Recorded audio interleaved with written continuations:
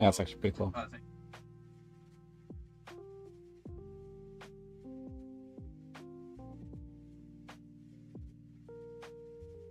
Democrats are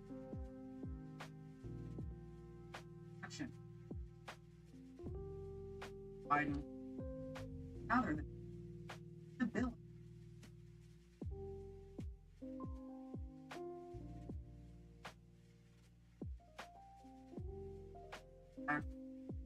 Have the party.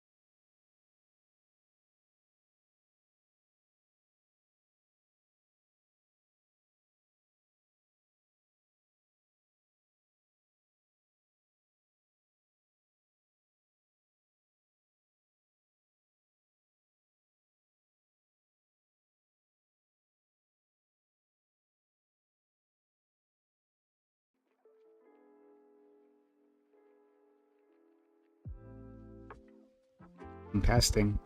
Oh, fuck. I hate when that happens. Like was working previously when I tested it, and then not when we needed it. So that's wonderful. Any which way. Let's go. We're gonna do the Reverie roundtable. Thanks for being here if you're here. If not, I guess you won't worry about it. All right. Get this.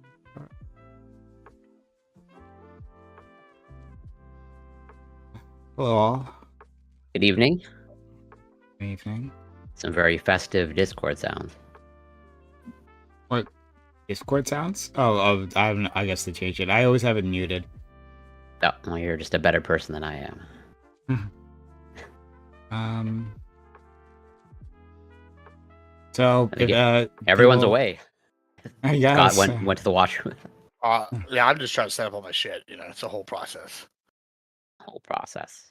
Yeah, it takes like all 10 clicks and shit. Anybody watch that Superman trailer? It looks pretty good. I'm especially excited for Guy Gardner. Yeah, that definitely. You got the haircut going, that's for sure. Yeah, and Nathan Fillion is a fantastic actor. Yeah, pretty solid. He's one of my favorites. He was great as Buck in Halo. He's been great in all his other roles. I'm pretty excited for this one. Yeah, it looks pretty sweet. I think it's like breaking records for trailers for, I don't know, DC or Warner Brothers or something like that. I didn't notice. I don't remember seeing Guy Gardner. This is my toxic conservative trait, right? Like this is my All right, my two online need to touch grass opinion is like I like Henry Cavill for being real and being dedicated to the lore and being against woke retards trying to fuck up stories that we love so much, that like when I see him like be replaced in some fashion, it just like leaves a bad taste in my mouth. I'm not saying Superman's going to be bad. I'm not going to say like that, like there's nothing against it. I just like the moment I see it, I'm like, my brain immediately goes like, that's not my Superman. My Superman's Henry Cavill. Like, I like him too much. They're bringing some of them back, and I like. There is a rumor going around that he might have actually been asked to come back, but he was so set on doing what he wanted to do, which is the 40K thing, and like he finally got his way with like Amazon was like, we're not doing no woke shit, and that apparently he might not come back. I've seen that rumor going around a few times. Is there a black Superman now? Is that what happened? Yes. There's always been a There's always been a black Superman. No, 100%. A black Superman. Yeah. But anyway, Scott, what did he protect us? What did Henry Cavill protect the world from in terms of woke retards? Female custodians. Female custodians? Well, no, it's just, custodes. So, like, he like vetted a huge fight because the lefties he's a huge tried to invade. Henry Cavill's army is custodians. I didn't talk about Warhammer, not. But this is his most recent one. Is he said, I'm not going to even do the show for Amazon if y'all force female custodians in here. And then they forced it into the lore with a couple of things. And he's like, I will not. And he's like, if y'all do a lore accurate show, we're not putting this character in here. I won't do a character related to this. And he like basically bring in the Sisters of Battle, and then you got women representation. Why don't they do that? Or the Inquisitor? Pause. Can we just say for the record, Sisters of Battle are cooler. I'm so like I understand that custodes are more powerful. I want the Imperial Guard. Like, let's just get the Guard with the females, or like fucking like, or the Sister Battle, or what's the other one? The Inquisitor. Like, bro, Battle Nuns are cool. Nuns. Yeah, but that's like cliche. If you betray your vows in some way as a Sister of Battle, they write prayer scripts onto pieces of paper, nail them to your skin, and you go out into battle with nothing but a weapon and no armor. And if you survive, and you have someone basically whip you into being on the front lines of the battle. And if you survive the battles, you're completely forgiven because they know that the Emperor would never throw away a good warrior. Like that's there are elements to the Sisters of Battle, and they have their own version. Hold on, let me be careful because I know people get really attached to 40K lore. Not me. Right? Like not you guys. I mean, for the audience, I don't want to piss anybody off, but like, it's gonna be me. They're not Primarchs, okay? I get that they're not Primarchs, but some of the fucking saints that they have are fucking super badass bitches. And the idea that they're just like, oh, well, in order for it to be exclusive, we have to have this. Like, it's a dark fantasy world where everything is fucked up. Just stop trying to equalize everything in some proof that like women and men are exactly the same thing. I assumed what you were referring to was something in DC, but apparently not. I'm also referring to The Witcher as well. I'm also referring to the fact that like that he got into it with the wokies in The Witcher, and eventually, was so toxic because he decided that he wanted the show to be lore accurate and not a fucking disaster, that like either he left or they kicked him out, or both, a little of both. Well, I don't know. He kind of he actually decided to leave any which way for another opportunity, and then that got rug pulled under him. So there's that. But yeah, like I'm saying, it's like nobody knows exactly how that let me finish my words. But like, in terms of a Warhammer, okay, so I have no attachment to the lore. I haven't, ever like really investigated. I've heard the surface level stuff about the Emperor and his immortality and his sons and all that stuff. But I've never done a deep dive. But what I do know about it is that it's like an extreme fascist society, right? Like it's like fascism, has won. The Imperium of Man is extreme authoritarianism. It's not really fascist. Yeah, it's not fascist. I mean, it's xenophobic. It's like an authoritarian theocratic. If you want to know why the Imperium Man is good, guys, Danny Fortuna put out a video on YouTube. Check it out. Free shout out. No, fuck that. Fuck that. The Tower Empire are the good guys. Oh, the Tower's evil as fuck, bro. So they're like they're already good guys. Let me finish my words. What did you start, Prime? Like I would just, it's weird that you'd fight on this, but whatever. I don't care enough to make an argument. But you've thought about One Piece multiple times on here. I have. It's just not your thing of nerddom. Hold on. It's not that weird. I didn't say it was weird. Hold on. I never said it was weird. I started off saying I just don't know the lore. I just haven't looked into it. But I would never say it's weird. I'm big into Star Wars and Star Trek. Like the fuck, I wouldn't have a leg to stand on. All my point is that like I was like literally trying to back you up. That it seems like in the society that was drawn, the fascist one, that they wouldn't be some sort of effort to put women and men on the same pedestal. And that you would see some level of divide there. And so it would be weird to try to change that for the show. Well, that's actually not true though. Like if you look at the 40K it's not really lore, sexist. Yeah, if you look at the 40K lore, they're not sexist. Like some of the high lords, which is the highest position you can have, are female. Some of like the highest position people are like female. Like in two of the Primarchs have come back, but they've even had issues with like people that are probably equal to them in power level, right? Like, so it's kind of like, it's not like fascist. If anything, it's theocratic, which is like a tragedy because, the Emperor's like religion. I don't know. It's kind of complicated. Fascism is not the right word. That's what the lefties try to single out and put on 40K because they're like, oh, it's fascist. But even when people call it fascist, it's not the saying it was bad. It's just saying, oh, like this is a dystopic future. And they attach the word fascist to it, even if they're not doing some sort of political analysis but it's to not fascist. it. But hold on, calm down. Let me bridge the gap here. Calm down about. Hold on 1 second. Just because like people often use the term fascist for a politician or whatever they don't like, right? It's like, hey, this is a negative thing. Now, that's what they're doing. That 40K. doesn't necessarily mean that they're saying Warhammer 40K is a bad thing. They're just saying that it depicts an awful future. Well, no.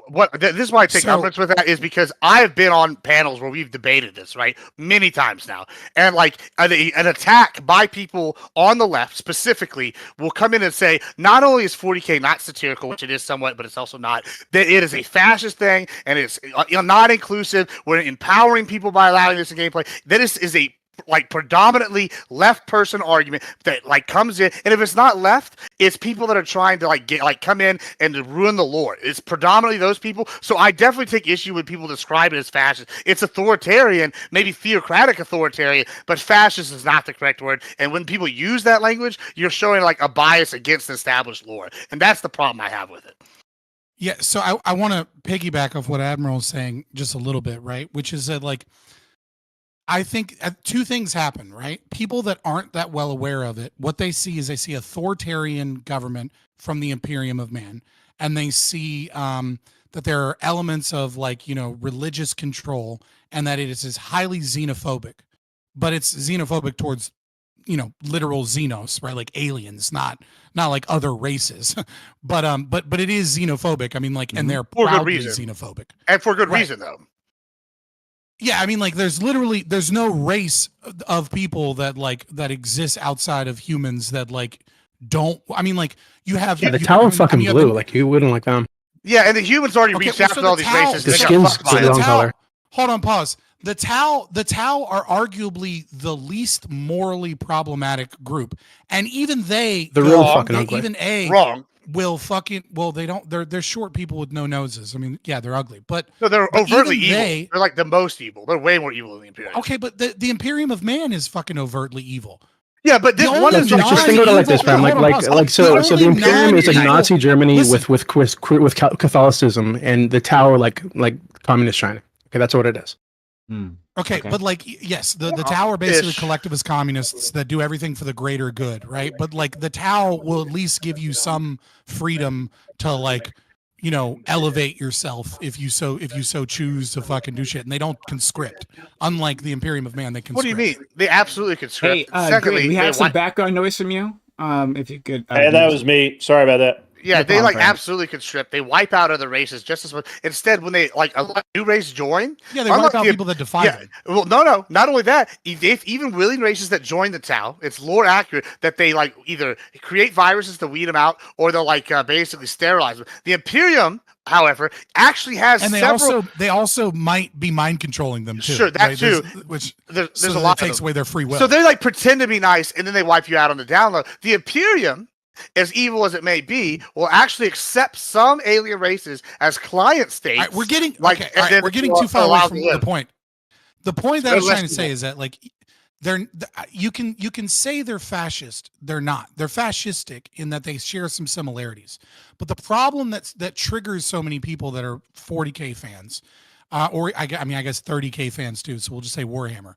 But like, the problem that triggers them is that fascism kind of works the same way as like they them pronouns in a video game, right? When you see they them pronouns in a video game, that doesn't actually mean the video game's bad or woke, right? But it's a red flag. And that red flag is that, like, oh, the people here felt it was really fucking important to put pronouns in their game. I wonder what other things they thought was fucking important. And I wonder if, like, they have all this toxic positivity and bullshit. The moment that somebody hears fascism, and these people are fascists, it's exactly, maybe not exactly, but very often the type of people that Admiral Gibbs are talking about that are like, oh, you like Warhammer because you like fascism. And like, you guys make these memes because you're right-wing pieces of shit. And this lore is problematic. And we have to do something about changing the actual lore so that we can like stop breeding fascist ideology within young people that are playing this game. When really it's a fucking dark fantasy game about a doomed universe, like where everything is fucked. I hear you. And to be clear, that's not what I was doing. For sure. That's why I was bridging the gap. Sure. I hear you. When I'm using that term, it's because like where I've learned the lore. So not learned the lore, sorry. Where I've interacted with like summaries of the lore, they have called it specifically a fascist state from people who seem to know a lot more about it than I do. But I'm not going to argue this. Whatever, it's fine. It's fascist. It is fascist. Right? It's just people. Okay. Well, then he says otherwise. It is. It absolutely is. Like, I don't know why you guys would argue that. It's fascist. It's fascism, but it's fine. It's like a gateway to like normalizing fascism, which I think is a good thing. Oh, here we go. Well, if you like role-playing fascism, my lord. This is why. See what I started from? The last video that I looked at on Warhammer, right? Actually, it was really interesting because it talked about how specifically like the organizations, I'm not sure exactly who was in charge of Warhammer or like whatever, right? But there has been like specific efforts to keep like real life like neo-Nazis out of it, right? From taking this thing and making it theirs. There've been like proclamations from like the governing body or whoever, right?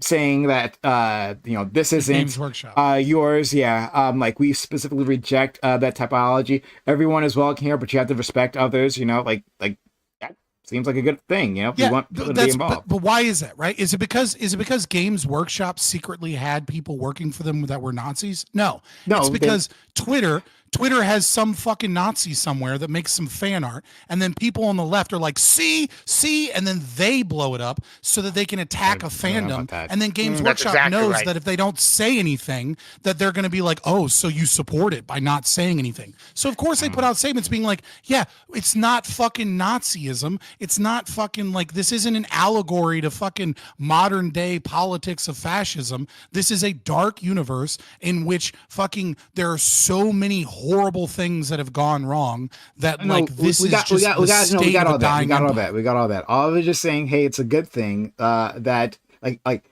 I'm rejecting the notion that this is some sort of gateway into fascism, or like the people who enjoy it are fascistic or whatever, right? I mean, they might be. I'm sure some of them are. Yes, but that's the thing. The company seems to be rejecting that and on making sure this is a space that everyone can enjoy. And that's a good thing. So hooray for that company, and elect my Warhammer so brothers. Long as they keep fucking females as Sisters of Battle and Imperial Guard, and not fucking Custodes or the new fucking Space Marines. Fuck, what are they called? The new ones? Primaris. Primaris, the Primaris Marines. I will say this: GW has done a pretty good job. Like, I feel like this is like you said, they put out some statements, and their community's been pretty good at self-moderating. I'm sure there's some exceptions, right? Yeah. But this is where the difference between Star Wars, I think, and 40K has gone on. 40K tried to change some of the lore and make it a little woke, because they do have there's two groups of writers there, and one of the writers group is a little more woke, and they try to change some of the lore, and the community outright rejected it on lore reasons. And there's been some battles between some people, obviously, saying, oh, yeah, it's good. Oh, yeah, y'all are just fascists. Sure. But, GW kind of looked at the whole, and I feel like most people that were arguing were upset, hey, the lore has been important for a while now. Y'all, basically set these things in stone.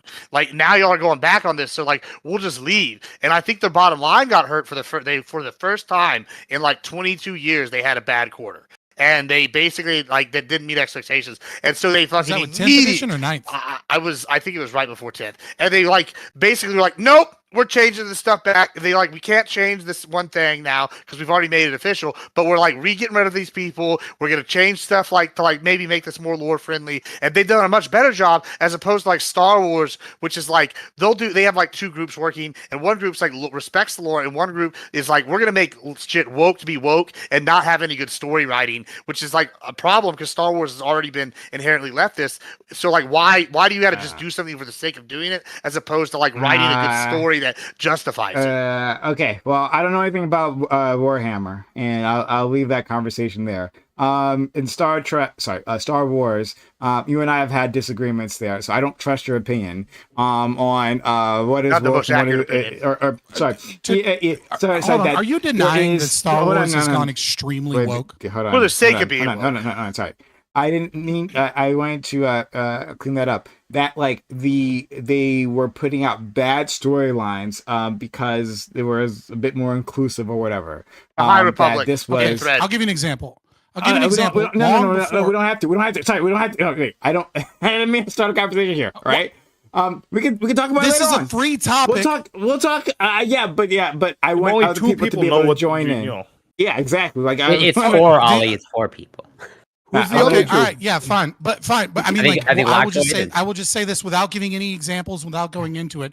You're absolutely wrong, and I can bring the receipts whenever you want them. I got the receipts. What I'm even saying here. So you made the purchase. I don't mean you bought in. That means you bought into the propaganda. If you have the receipts, that means you made the purchase. No, that means I researched what I was talking about. I can show you. Plus, I keep hoping it improves. We can talk about it. Yeah, later. I was a huge Star Wars fan growing up. Star Wars is a big formative part of my life growing up, right? It was a big part of I was gonna try though. Who I was and what I like that. If there was ever a fandom as a young boy that I was into, it was Star Wars. I read every fucking book. every fandom ever. Fast and the Furious fandom. Greatest series in the history of storytelling. They started off selling. Wait. That is both the nerdiest and least nerdy thing I've ever heard. They started off stealing DVDs and ended up saving the fucking world and putting a car in. It's the greatest story ever told. It's the greatest. Well, they just copied Elon Musk, really, because he was the first guy to put a car in space. You're great. Greatest story ever told. All right. Well, Ali, that is an interesting thing to learn about you. Noted. I swear to God, that's the nerdiest and least nerdy thing you could possibly be at the same time. It's so nerdy because it's so weird to be in a fandom like that. And at the same time, that's such a dude bro thing to be into, as opposed to like Star Wars chicks or like love D&D. You know what I mean? But great story. Yeah, I mean, okay. Well, they were obviously stealing DVDs, Sociologic, and then they saved the world. Clearly, Sociologic. You know, he understands one thing, and that's family. Family is everything. All right. You need the Vin Diesel voice to do that. I don't do voices. Okay. Well, that was great so far. So yeah, it's a free topic, but I do want something that like more people can. Yeah, speaking of family, what do you think of the Biden crime family passes out? No. If we're talking about criminals, I want to talk about Luigi. I want to talk about Luigi and how they're making this guy look like the coolest fucking person on earth. He looks Did pretty you see cool. the perp walk? The perp Did walk. you see was the? Pretty Are you badass. serious? Yeah, it was a pretty badass perp walk. Yeah, I agree. You just gave people wallpapers, memes for day up. Oh yeah, 100%, 100%. Yeah, I mean, like that's iconic. They didn't do now. that, right? Like that's the media that does that, right? Like literally every single they did. Like that's what I'm saying. Like every high profile. Hold on, every high profile criminal is going to have a perp walk where they're in orange. Yeah, with like 60 and like body armor around them. And the mayor close them up. They're like walking with them like, yeah, break. No, hold on. No, listen. Like they did the exact same thing with the Boston Marathon bomber. Yeah. Right? If you have a high that guy was a bomber. Yeah, totally different scenario. Are you just going to keep praise? Are you going to keep just interrupting me to praise terrorists like a piece of shit that you No, he's not. Nobody's praising a terrorist, right? And you said that because he's Muslim. You're over here talking positively about the Boston Marathon bomber and the fucking murderer. No one's talking. Well, no one's talking positive. We're just saying that you're gassing up two terrorists. No, they're not a fair comparison. One's a single murder guy. One's a bomber, an actual terrorist. Of course, they're gonna have like all the people around him with body armor. Like, no, hold on. This is like a scale thing. One of them's literally a terrorist bomber. Yeah, you're gonna put 50 guys. Well, yeah, one's gonna put 50 guys around him with body armor. One's like 185-pound dude that killed one person. You probably don't need two SWAT teams around him, like carrying him in, posing. Like, come on, bro. Like. They're both high-profile terrorists. Oh my God. The actions that they're capable of doing are already done, and they're already locked up. Wait, is every murderer a terrorist? It's not them. It's not that. Hold on. It's not like not every murderer is a terrorist. He's a fucking terrorist because he specifically targeted someone that he didn't have any personal grievances against. That he I'm saying it was wanted to. Yeah, that he the reason is different. You guys are missing it. Up. Jesus fucking Christ! You guys are gassing up terrorists, and one of nobody's terrorists. Lactoid, you want to say something? Yes, the reason for the security is I'll eventually get it out. You fucking. The reason for the security is because they have fans. I disagree though. All right, this is why I think because one bullshit. It's not the fans. They said specifically. What are the fans gonna do? Maybe shoot somebody? They said that. Oh yes, we're afraid of people freeing him, but whatever, right? There's like no Daniel Penny has credible threat. Daniel Penny has much more well-armed fans, but they weren't concerned there as well, right? Exactly. They posed the side up. But his fans aren't the kind of burn down cities. Why? They're the people who wish a motherfucker would. Just right there, boom. Calm down, right? Like my only pushback against Scott, at least initially. Later on, he's when losing I said his like mind 4 here. words, God. Yeah, 4 only words. 4. Scott only ever got 4 words out. Okay, Clearly you've never taken. Or bring out the counter. Anyway, way off. My initial pushback was simply his framing of the situation of the photograph, right, as a media creation rather than that of the government, right, the state, right. They specifically wanted this image, and that's why Mayor Eric Adams wanted to be there, right. This was a high-profile moment. He wanted the publicity, he wanted the attention, he wanted to seem like he's cleaning up crime, even though he's like the biggest criminal in New York City right now.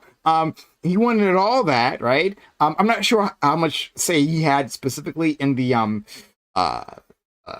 security decisions there, so I'm not making any comments about that. But he wanted to be there because he knew what kind of photograph this was going to be.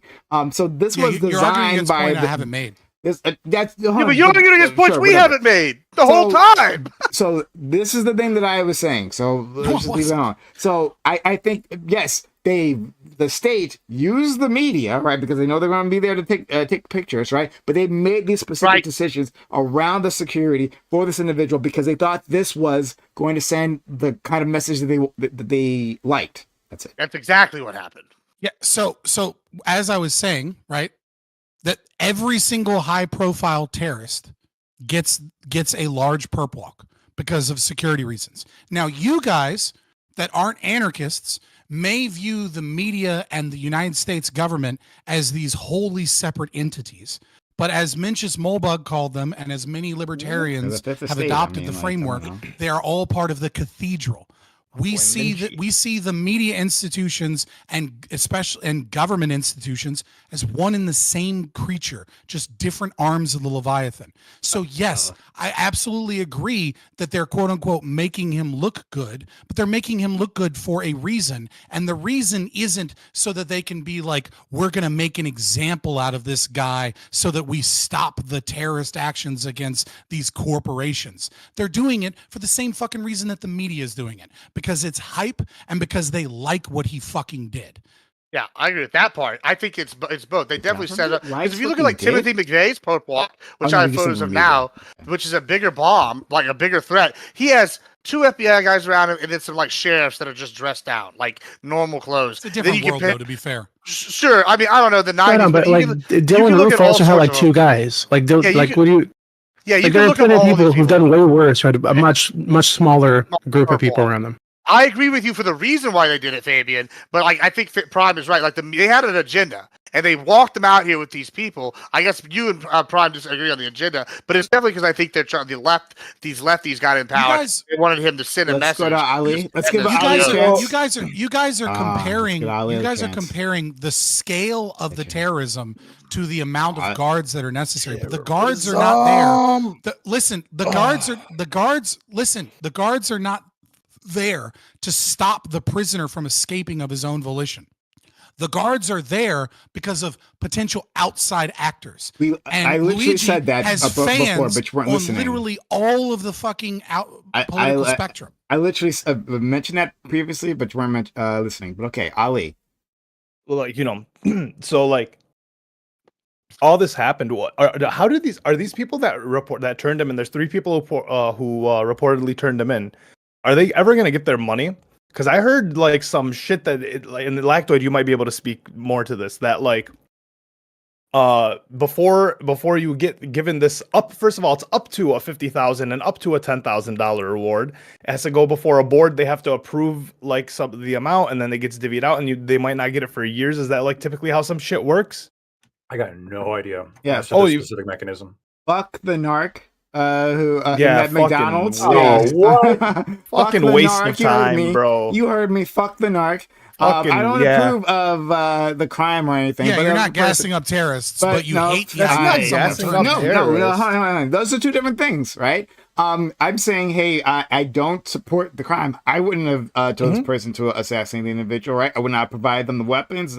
Gibbs might have. And I would have. Might have, definitely. Definitely, right? You're saying fuck the guy for turning in a terrorist. Well, hold on. I don't like any marks. I don't want to call it like. Obviously showing some level of support for the terrorist. Hold on, wait, hold on. I'm not support for the terrorist. I'm just saying that, like, the terrorist. I'm saying that. Oh no, it's whatever. I think it's a fair. No, she's literally a terrorist that you agree with. You can't just be like, no, he's not a terrorist. He's definitionally a terrorist. Holy shit! You're just like injecting all the time. I'm saying I'm literally, if you like let me finish my words, I'm like, oh yeah, well, I'm yeah, talking I to would call him a sociology. terrorist. Sociology. I would hold on. I wasn't talking to you, Prime. Okay. Yeah. I wasn't attacking you. I was attacking sociology. Okay, fair enough. But I was gonna say, yeah, I mean, like, yeah, call him a terrorist. I mean, that's fine. Wait, who told you I agree with him? Yeah. I can think what he did was wrong, and I just don't think it's terrorism. Right? Why? Why is it not terrorism? Because I didn't think he inflicted terror on a group of people. I think there was like. So you think terrorism requires one dude died? Yeah. Terror? Okay, so yeah, the definition of terrorism, like a large right? group. Which definition are you using? The one up here. I'm not really using it like I don't like. So terrorism, terrorism. Like, correct me if I'm wrong. I guess we're working on different views of what terrorism is. Maybe it's a cultural thing here, but from what I understand, terrorism is committing acts of violence that are designed to sway political pressure in one means or another against another group of people, which instills some level of fear. Right. Well, I mean, if that's what terrorism is, he didn't have a personal vendetta against the UHC CEO because that was never his insurance company or his family's insurance company. That was just the one that he thought was either particularly bad or the one that he was able to target more easily. We don't know yet, but it wasn't like that guy was in charge of his back surgery claim or his family's claims in any regard. Okay, so he went after a specific guy and he wrote a manifesto and he put out political statements. Okay, and it's very clear that his action was designed to spur a conversation and political change via the use of fear and terrorism. Like, that's what it is. He is definitionally a terrorist. Say that he's not. Sure. Like, I mean, maybe you're working off a different definition. Fair enough. Yeah. I thought you were like, it's not really terrorism. Like, because I mean, like, what these people did was bad and they deserve. No. I'm not defending that. I understand why why everyone's apathetic to the fact that he did this, but like, I don't condone he should go to jail. But I also think Daniel Penny should go to jail. So like, I think he's 100%. So the definition of terrorism, I would agree with. Both killed people. I think the actual Wikipedia is like if you target a non-combatant with the expressed purpose of like accomplishing some kind of like political or ideological end, that would be terrorism. I think it's probably true, right? I mean, the Boston Marathon bombers, that's terrorism. You're targeting non-combatants to try to instill fear to get some kind of like political change. What about school shooters then?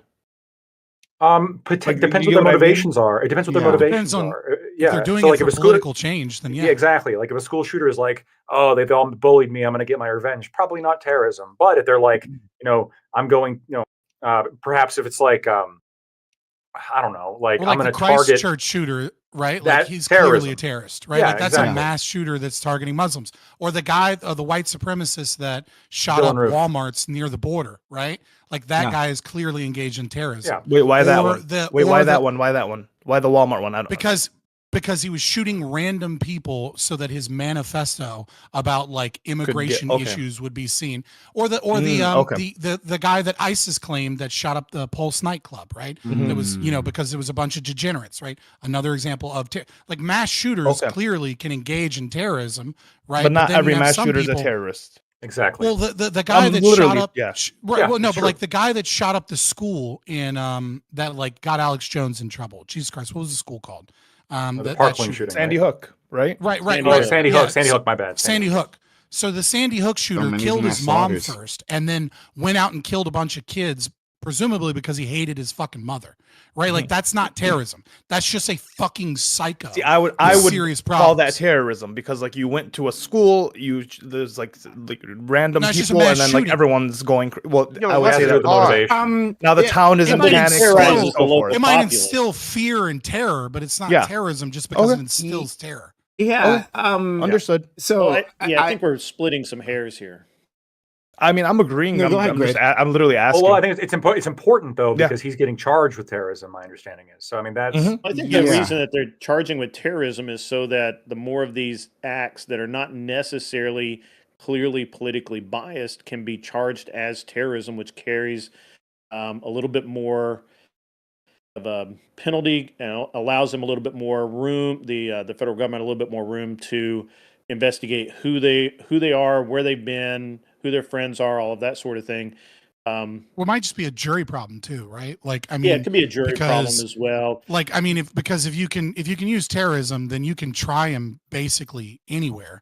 If you feel that there's like jury issues in New York from people that would people that would support him, because there's a bunch of fucking lefties in New York that are like, yeah, this guy went after the CEOs, right? But if it's a terrorism charge, now it's federal, right? We can pull it out of the state of New York if we can't find a jury that can convict, and we can put him somewhere where we can actually fucking convict the guy.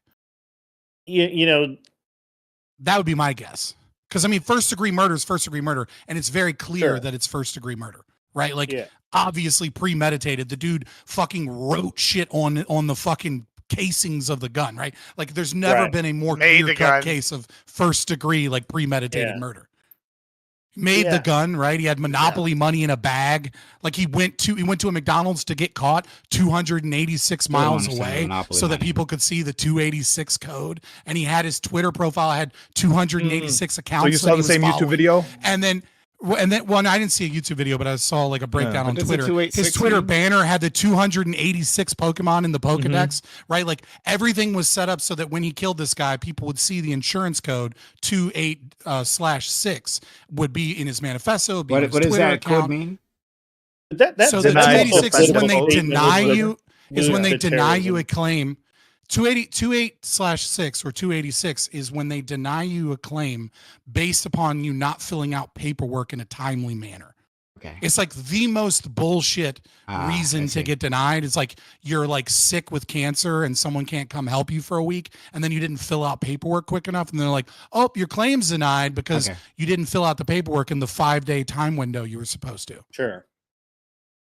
But if we're going to say that, if we take into account his manifesto and all of that, he is seeking a change politically or otherwise, and that would fall under terrorism by your definition. Yeah, we agree. Yeah, it's terrorism. Yeah, no, I think Sociologic just understood terrorism differently. Yeah, and Daniel Penny is a hero. That's the other thing that I would I think he's I think he's a dude who killed some dude in the subway. I don't think he's like a hero. He saved an old lady. He stood up. I don't think he saved anyone. He's a murderer. He stood up for women and a child. He didn't do anything. He's a hero. He's a murderer, certainly. But like, he actually might get a great some white guy who killed a bum. Yeah, because we had maybe if we had more respect for him, someone wouldn't have lit a woman on fire on the subway. Recently, yeah, that's a good point. That literally happened in the same subway. The same subways. It did. And so we should have more civilians in the subway strangling homeless people. We need more. By the way, if those homeless people are threatening people, just like we need more. Just like we need more Luigi's, right? Just like we need more Fabian brings up a good point. We don't need more Luigi's. No more Luigi's. Less homeless more Daniel Penny. Less homeless people, more CEOs. Wait a minute. Why? Then hold on. But why? What's wrong with I want to answer one that. type of because look, I will give you a prime example. This is. Hold on. So we just saw this video, the video of the lady burning, right? The argument you made recently, Prime, on a panel was you would hope that if you were in a situation where somebody was doing something to somebody else, that you would step in. Now, you didn't say what manner, but you would hope that you would step in. Right. Okay. Daniel Penny stepped in. Now, y'all think he went too far, so be it. However, he stepped in and tried to save him. Now, fast forward to, what was it, today or yesterday? There's a literal video. This lady got thrown on, lit on fire by a man, check, man from Guatemala who had been deported and made his way back in. So border problem, no big deal. But we'll come back to that. Okay. That's fake news, bro. Fake news. Oh, yeah, sure. Well, I just saw it a few minutes ago. Sue knew. Fake news, bro. He was an illegal immigrant. Hold on. He was an illegal immigrant. But the point is, we literally, on the video, you see 3 people and a cop walk by and do nothing to the person that lit him on fire and nothing to the person that was on fire. Because guess what? Everybody's so afraid that if they step in and help somebody now, that they're going to get sued. No, not if you light someone on fire. Not if you light someone on fire. Because if they die, no. Homeless dude whacking out on the subway and watching someone light someone else on fire are two different, a little bit different. They're mirror images of each other, obviously. The exact one to one. There's one for one. I'll be right. You see? One for one. The guy's got 40 charges, and one of them's for beating up an old woman, and he's out on the felony. No one knew about before you charge this. I'll be back. No, what we did know is he's getting threatening somebody in their face, throwing punches at him. He assaulted women 3 times, not yeah, one. Yeah, but 3 times. Yeah, but didn't assault anyone there. But he was throwing. Hold on, if I walked up to your grandma, I'm gonna honestly answer Prime. If I walked up to your grandma and I saw some random dude and your grandma's sitting there next to you, and I walk up and throw this at her, are you gonna step in? No, I didn't say that. Because that's what this guy is alleged to have done. I already talked about this. I said, yes, I would step in. I think so. Then you're Daniel Penny. No, hold on. No, I'm not Daniel Penny. Again, I make this very would you clear, kill a person, Prime? Yeah. So that means that stepping in means using lethal force against someone. He didn't mean to use lethal force. I wouldn't do that. Obviously, I wouldn't do that. How do you know what lethal force is? What if you tackle me and I have a heart condition and I die? This on the neck. I can't breathe. That's not what he was doing. I know exactly what he was doing. Yeah, thank you. I saw the whole video. Yeah, sure, whatever. Yeah, I saw it too. Thank you, whatever. But the point is that like cutting off the windpipe, right? Like cutting off the person's putting his hands there, right? That was irresponsible. On his part. Hold on. So if I have a pre-existing condition and I die, you would be just as guilty as Daniel Penny then, right? I didn't say he was like a first. No, I'm saying in our situation, even if you didn't put your hands on my windpipe and I go down, you take me down, and I die because I have a heart condition, heart attack, would you be just as guilty? If it's not a like a person can die of like unrelated reasons. If I've done nothing to obviously cause you to have like the impact being in the ground. Let's not pretend like we don't understand this, right? I mean, like having sickle cell and being on a bunch of drugs. If we use certain force against human beings, right? Certain types of force, like we can reasonably assume that they'll die, right? Like don't bullshit. So a tackle if I have a heart condition. All these things, right? Don't pretend like you understand all these things. Like whatever. Admiral, so a tackle if I have a heart condition, right? You're going away with the consequences. Stop trying to do that. I'm just asking you a question with that categorized. And I already answered the question. Like, so the answer is yes. Keep asking. I know. You're going to pretend like you don't understand, right? That's no problem for me. Yeah, okay, whatever. Sure. Admiral, you keep asking about the consequences based upon health events. He's already answered that question. No, he hasn't. The question that I want to ask Prime. No, he hasn't. Hold on, David. I haven't got the answer. The means by which it. Well, this is the thing. The answer. No, this is where I'm not accepting that, because this is the question I'm asking. If I die because you tackle me and I have a heart attack, and because I have a pre-existing condition, much in the same manner, this other guy had sickle cell, or what's his name, had fentanyl in the system. Yeah, sickle cell and synthetic marijuana. But there's all these other examples of people die when people go down. Which you have all at that standard. The standard is y'all go, oh well, since they have something pre-existing and this person died, they're guilty. So in this case, answered this question already. Right? He answered this question 3 times. Well, he has the answer, Fabian. I'm not fucking asking you, so just wait till he actually answers it. God damn, bro, it's really that simple. 3 times, and you kept spurging. Well, I'm not spurging. I'm spurging on you because Jesus Christ, shut the fuck up for 30 seconds and let somebody else answer a question on their own. Nobody needs to hold their hand. You're not fucking. This is a kindergarten. We're grown ass men. God damn, bro. Like, listen, next time I want you to jack off the answers or I'll whip my dick out. Well, apparently it is kindergarten because you forgot that we have one mouth and 2 ears. And you didn't listen to him answer the question 3 fucking times. He's still talking, Jesus Christ, bro. Listen, are you getting paid per word you speak? Because that's the only explanation I can come up with. Holy Christ, bro. I'm still waiting for Prime answer. I'm telling you, he answered 3 times. And you're just saying other random shit. Like, evolve the conversation. Prime, can you remind us what the answer is, Prime? Go ahead, remind us for the 4th time. It doesn't even matter now at this point. I might as well just fucking go take a shit in my hand. Like, I don't even care anymore. Like, Jesus Christ. Okay, well then if you don't care anymore. Because I just like it kills the whole combo. This is the question that I've asked. Prime guys, you said that you watched the video. Very simple question. Do you believe, based off of the videos, there's multiple videos, but I'm assuming you meant both of them. When you watched the videos and you saw his takedown, and you saw him release the chokehold multiple times, and you saw him communicate to other people to get help and to get people there, and then when you saw him release him into I don't think you actually see in any of the videos the exact second that he's releasing him into custody, but you do see him let go multiple times, right? And you see him struggle. It is your opinion that what he was doing was he attempting to use force to kill him? Or did he die inadvertently? No, I didn't say he was attempting to kill him. Okay, so you recognize that to the best of his knowledge and ability, he did not try to kill him. Yeah, I've said that previously. Okay, so what you're saying is you're saying simultaneously that the consequences and medical situation are not what matters, right? So it's not whether or not he had sickle cell or drugs in his system, right? That may have caused him to die. What caused him to die is the use of lethal force, but you see him do the best that he can to use less than lethal force. It was a foreseeable death, I think.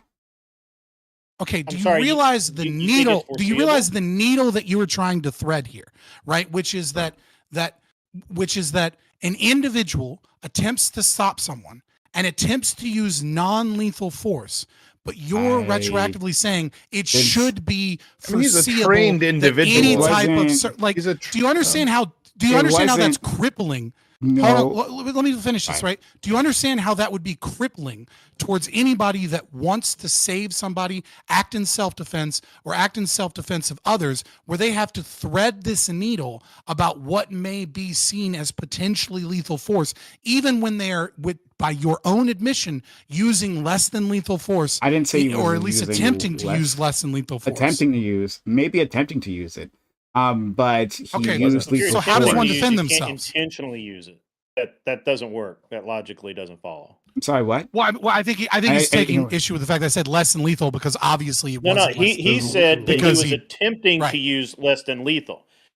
If you're attempting to use less than lethal, you can't infer that the guy meant to use lethal force, and therefore your argument. No. He did use lethal force. I said less than lethal, and then Prime Kai interrupted to be like, and then I immediately cleaned it up. So hold on. Like if he was using lethal force, the guy would have passed out or passed away right there. The guy got up and walked away, and then died because he didn't walk away. He did not get up. He was given to police alive. No, he was alive when the cops got there. Can I, Prime? Do you have a problem with the actual initiation of force, or do you think that he just held them too long? Could you explain exactly what you mean? So, for example, the actual storyline, and this is why his prior results are important, because we don't have the video of what actually happened. We have to sort of make assumptions based on witness statements and also based on just what we know about Neely, right? Mm-hmm. We know that in the years preceding this, he had assaulted random attacks, 3 different women, one of whom he punched so hard broke her nose and a part of an orbital bowl. And so he would just randomly assault women, right? He would get aggressive and then randomly assault people. The witnesses, somewhat coincidentally, testified that he was being very aggressive. Mm-hmm. They heard him say, quote, "I don't have food, I don't have drink, I'm fed up, I don't mind going to jail and getting life in prison, I'm ready to die. Someone is going to die today." Penny said that Neely repeatedly threatened to kill other passengers. Other witnesses said Neely made half-lunge movements and was within half a foot of people who were called fearing for their lives. A mother with a child testified that Neely charged at passengers and she shielded herself and her child behind a stroller, believing she may die. No, I think that. Oh, sorry. We don't have to do the preamble. I remember all of this. So, if you're saying that, and I said this last week, if you're asking, was there a reason to step in, a justifiable reason? Absolutely, yes. Okay. So the actual initiation of, okay, I got to stop this guy. We're all good with that. Now the only question. So you put your hands in him. Understood. The only question is then, like, is it reasonable if you're dealing with somebody who's being very aggressive and who's bigger than you? Is it reasonable to try to take them down from behind? And is it reasonable to hold them as opposed to letting them go so they might get up around and hurt you? It wasn't hold them differently. Yeah, hold them down. How? There you go. You grab them in Nelson or whatever the fucking grab is, where you have half the one arm up and around the neck. There you go. He can't move. He's incapacitated. Hold on, that can also damage the windpipe. That can damage the windpipe. Not only could that also kill him, given the fact that there was he had sickle cell and was also high in synthetic marijuana, which has cardiovascular effects. Like it could very well be that was a major contributor here. In fact, there was testimony to that very effect. But I think what Scott was saying earlier, I think is really important when we're talking about is the assumption here that was what you did reasonable, or given like hindsight, could you have done something differently? I think that's the question. I agree that like maybe it would have worked out differently if he came up from behind and like did a different wrestling move. Maybe, we don't know. Still could have killed him. We don't know. He's not just a random civilian. But when you have like what is he? Marine or Navy? What is he? That doesn't mean an Army guy. That doesn't mean as much. That doesn't ex-Marine, but that doesn't mean as much as you think it does. But it means a little bit more than you're legging on, right? It means but I'm saying is more than you're military. I talked about what I'm saying is like it's very difficult training in these specific codes. No, I think that they absolutely have. We can talk about that in a second. I'm not in the military, so I can't speak to it. But like I'm saying, they literally said that. We can talk about that in 1 second. My understanding was from the testimony, it was not definitively shown that Daniel Penny like had a lot of practice doing this, had like knew exactly what to do. It was more of a situation.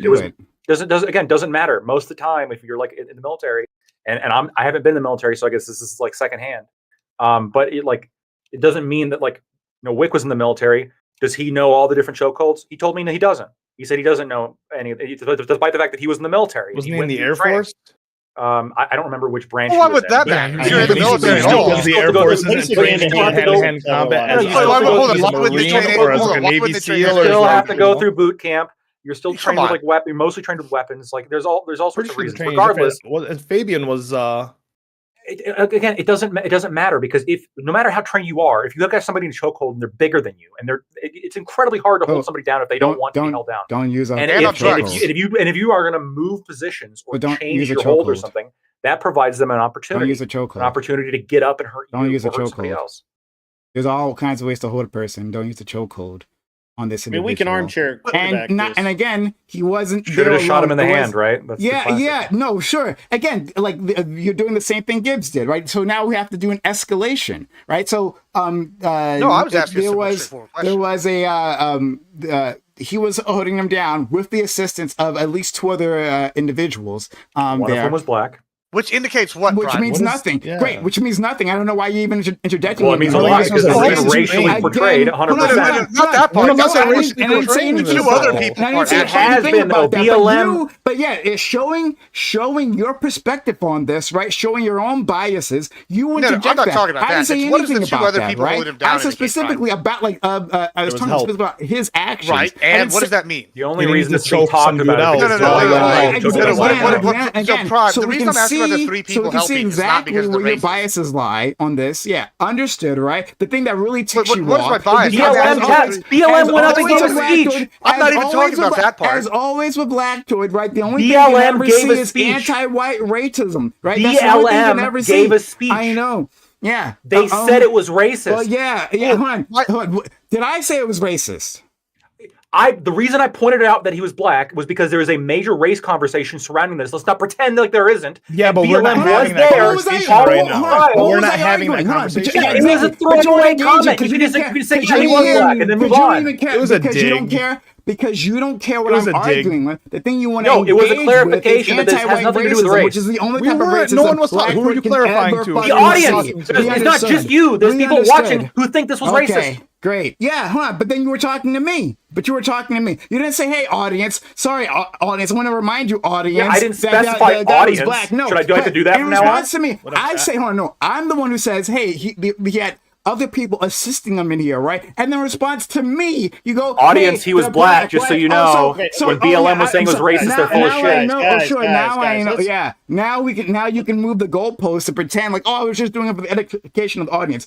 Bullshit, right? I was specifying he was black. Yeah, I know. Yeah. And then you. And why'd you do that? And then I asked because this is a racially charged situation. Yeah. Are you denying this? No, hold on real quick, right? Like when you don't, I understand that you're not talking about race in this situation, right? You're talking about the facts of the case.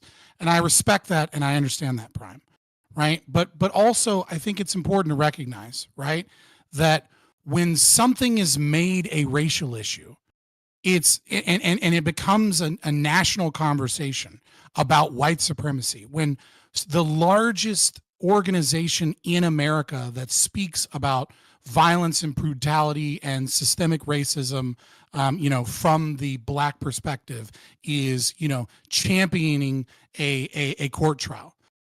We don't get to have this portion where it's like, part of the country is willing to die on the hill that this is white supremacy, and then we're weird for talking about race. Like we're somehow a race grifter, or that we're bringing race into the conversation. Like I would totally understand your position if this was like two white guys or two black guys and nobody talked about racial issues, and then we were like, by the way, the guy that got killed was black. You'd be like, why the fuck are you bringing race into this? And that would be a perfectly fair thing to say. But I think it's important to note that obviously race was a big part of, at the very least, even if you claim that it didn't play a role in the trial, which it did, and it specifically did because the prosecutor kept referring to him as that white guy, which is insane. What we're saying is none of us referred to that, and it's an obfuscation from the conversation that they were having, because it just look where the point where we're at now. We're now talking about the defense of the reason of why we're bringing up race. You guys are the ones. I just think it's important to recognize that obviously. I think what you just said was reasonable.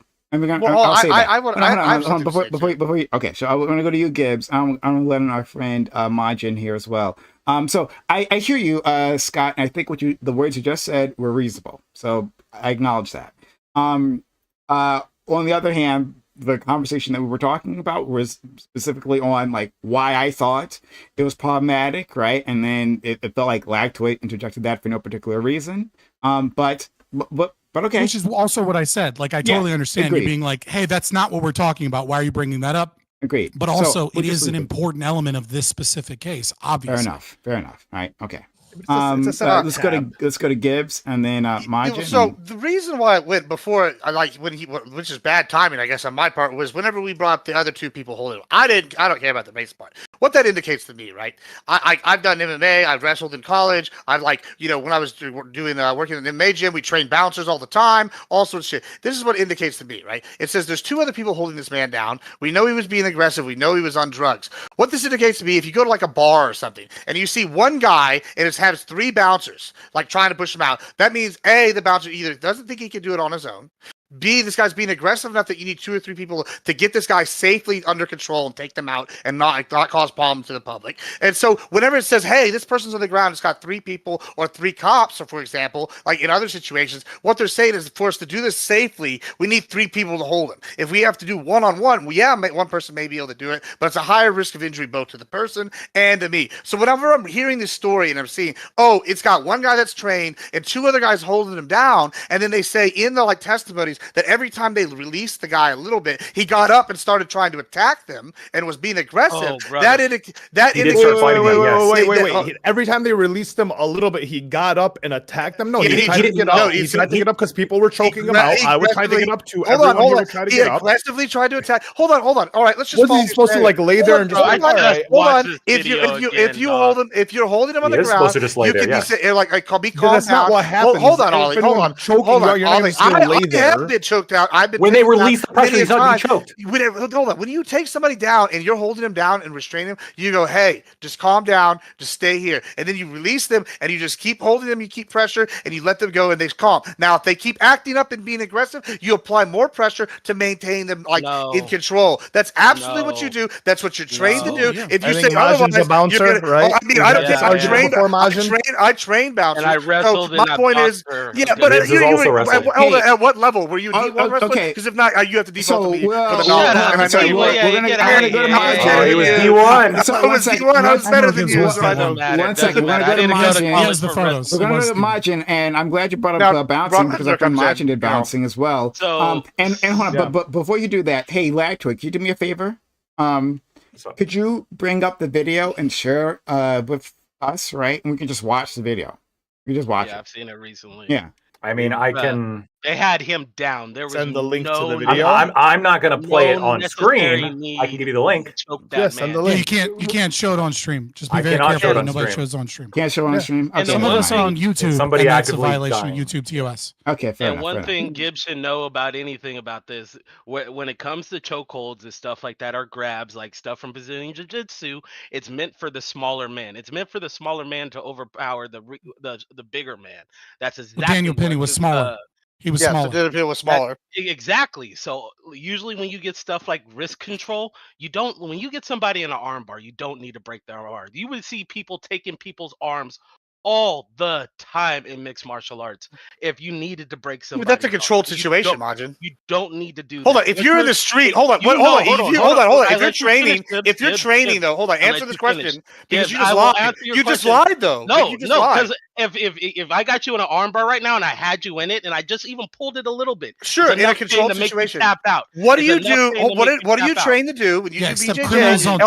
Hold on. When you do a BJJ, put in a proper armbar. Hold on, Roger. What are you trained to do in MMA and wrestling, especially in Brazilian Jiu-Jitsu? Hold on. In a non-controlled situation, what do you do? What do they tell you to do? They say break the arm. I could teach anybody in here. I could teach the smallest guy in here to put fucking Gibbs, have Gibbs lay in his back, and have them put him in a proper rear naked choke. And I guarantee you, absolutely, Gibbs is not getting out of it. That's true. The person would not have to apply any kind of pressure to pass him out, choke him out, or anything. Right.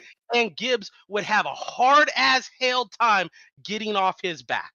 That's true. All those are true. If you have somebody by there, but that's not what I'm arguing. You do not need to apply lethal force at all. But that's not lethal force, Majin. We're talking about Daniel Penny, who did apply. But you just described a controlled situation with BJJ, right? And you didn't do what they tell you in any uncontrolled situation. What do they coach you to do? They say break the arm, walk away. That's what they say. That is what you're taught. You can't, and I know it, right? Because you literally can't get your belt unless you do that. Any practical self-defense and stuff like that, they especially they say break the arm, walk away. Is hold it until the cops get there, bro. Not for self-defense. Let's go to Grid, and then Scott. Hey, thanks, appreciate that. So the thing about Penny is there were already two people trying to hold that guy down before Penny got there. So regardless of whether we think that Penny wasn't necessary is irrelevant because obviously he was needed to hold that guy down. How do you get him in a chokehold then? Wait, real quick. If there were two people holding him down already. Because they were wrestling around, dude. Things happen. This isn't John Wick on a movie. This is have you ever been in I'm literally asking if two people had him down. I don't know. I wasn't there. Wait. I posted the video. What happened was he jumped up behind him and took him down basically, and then two other people came and helped. Quick. And they had him by the other two people had him by his arms and wrist.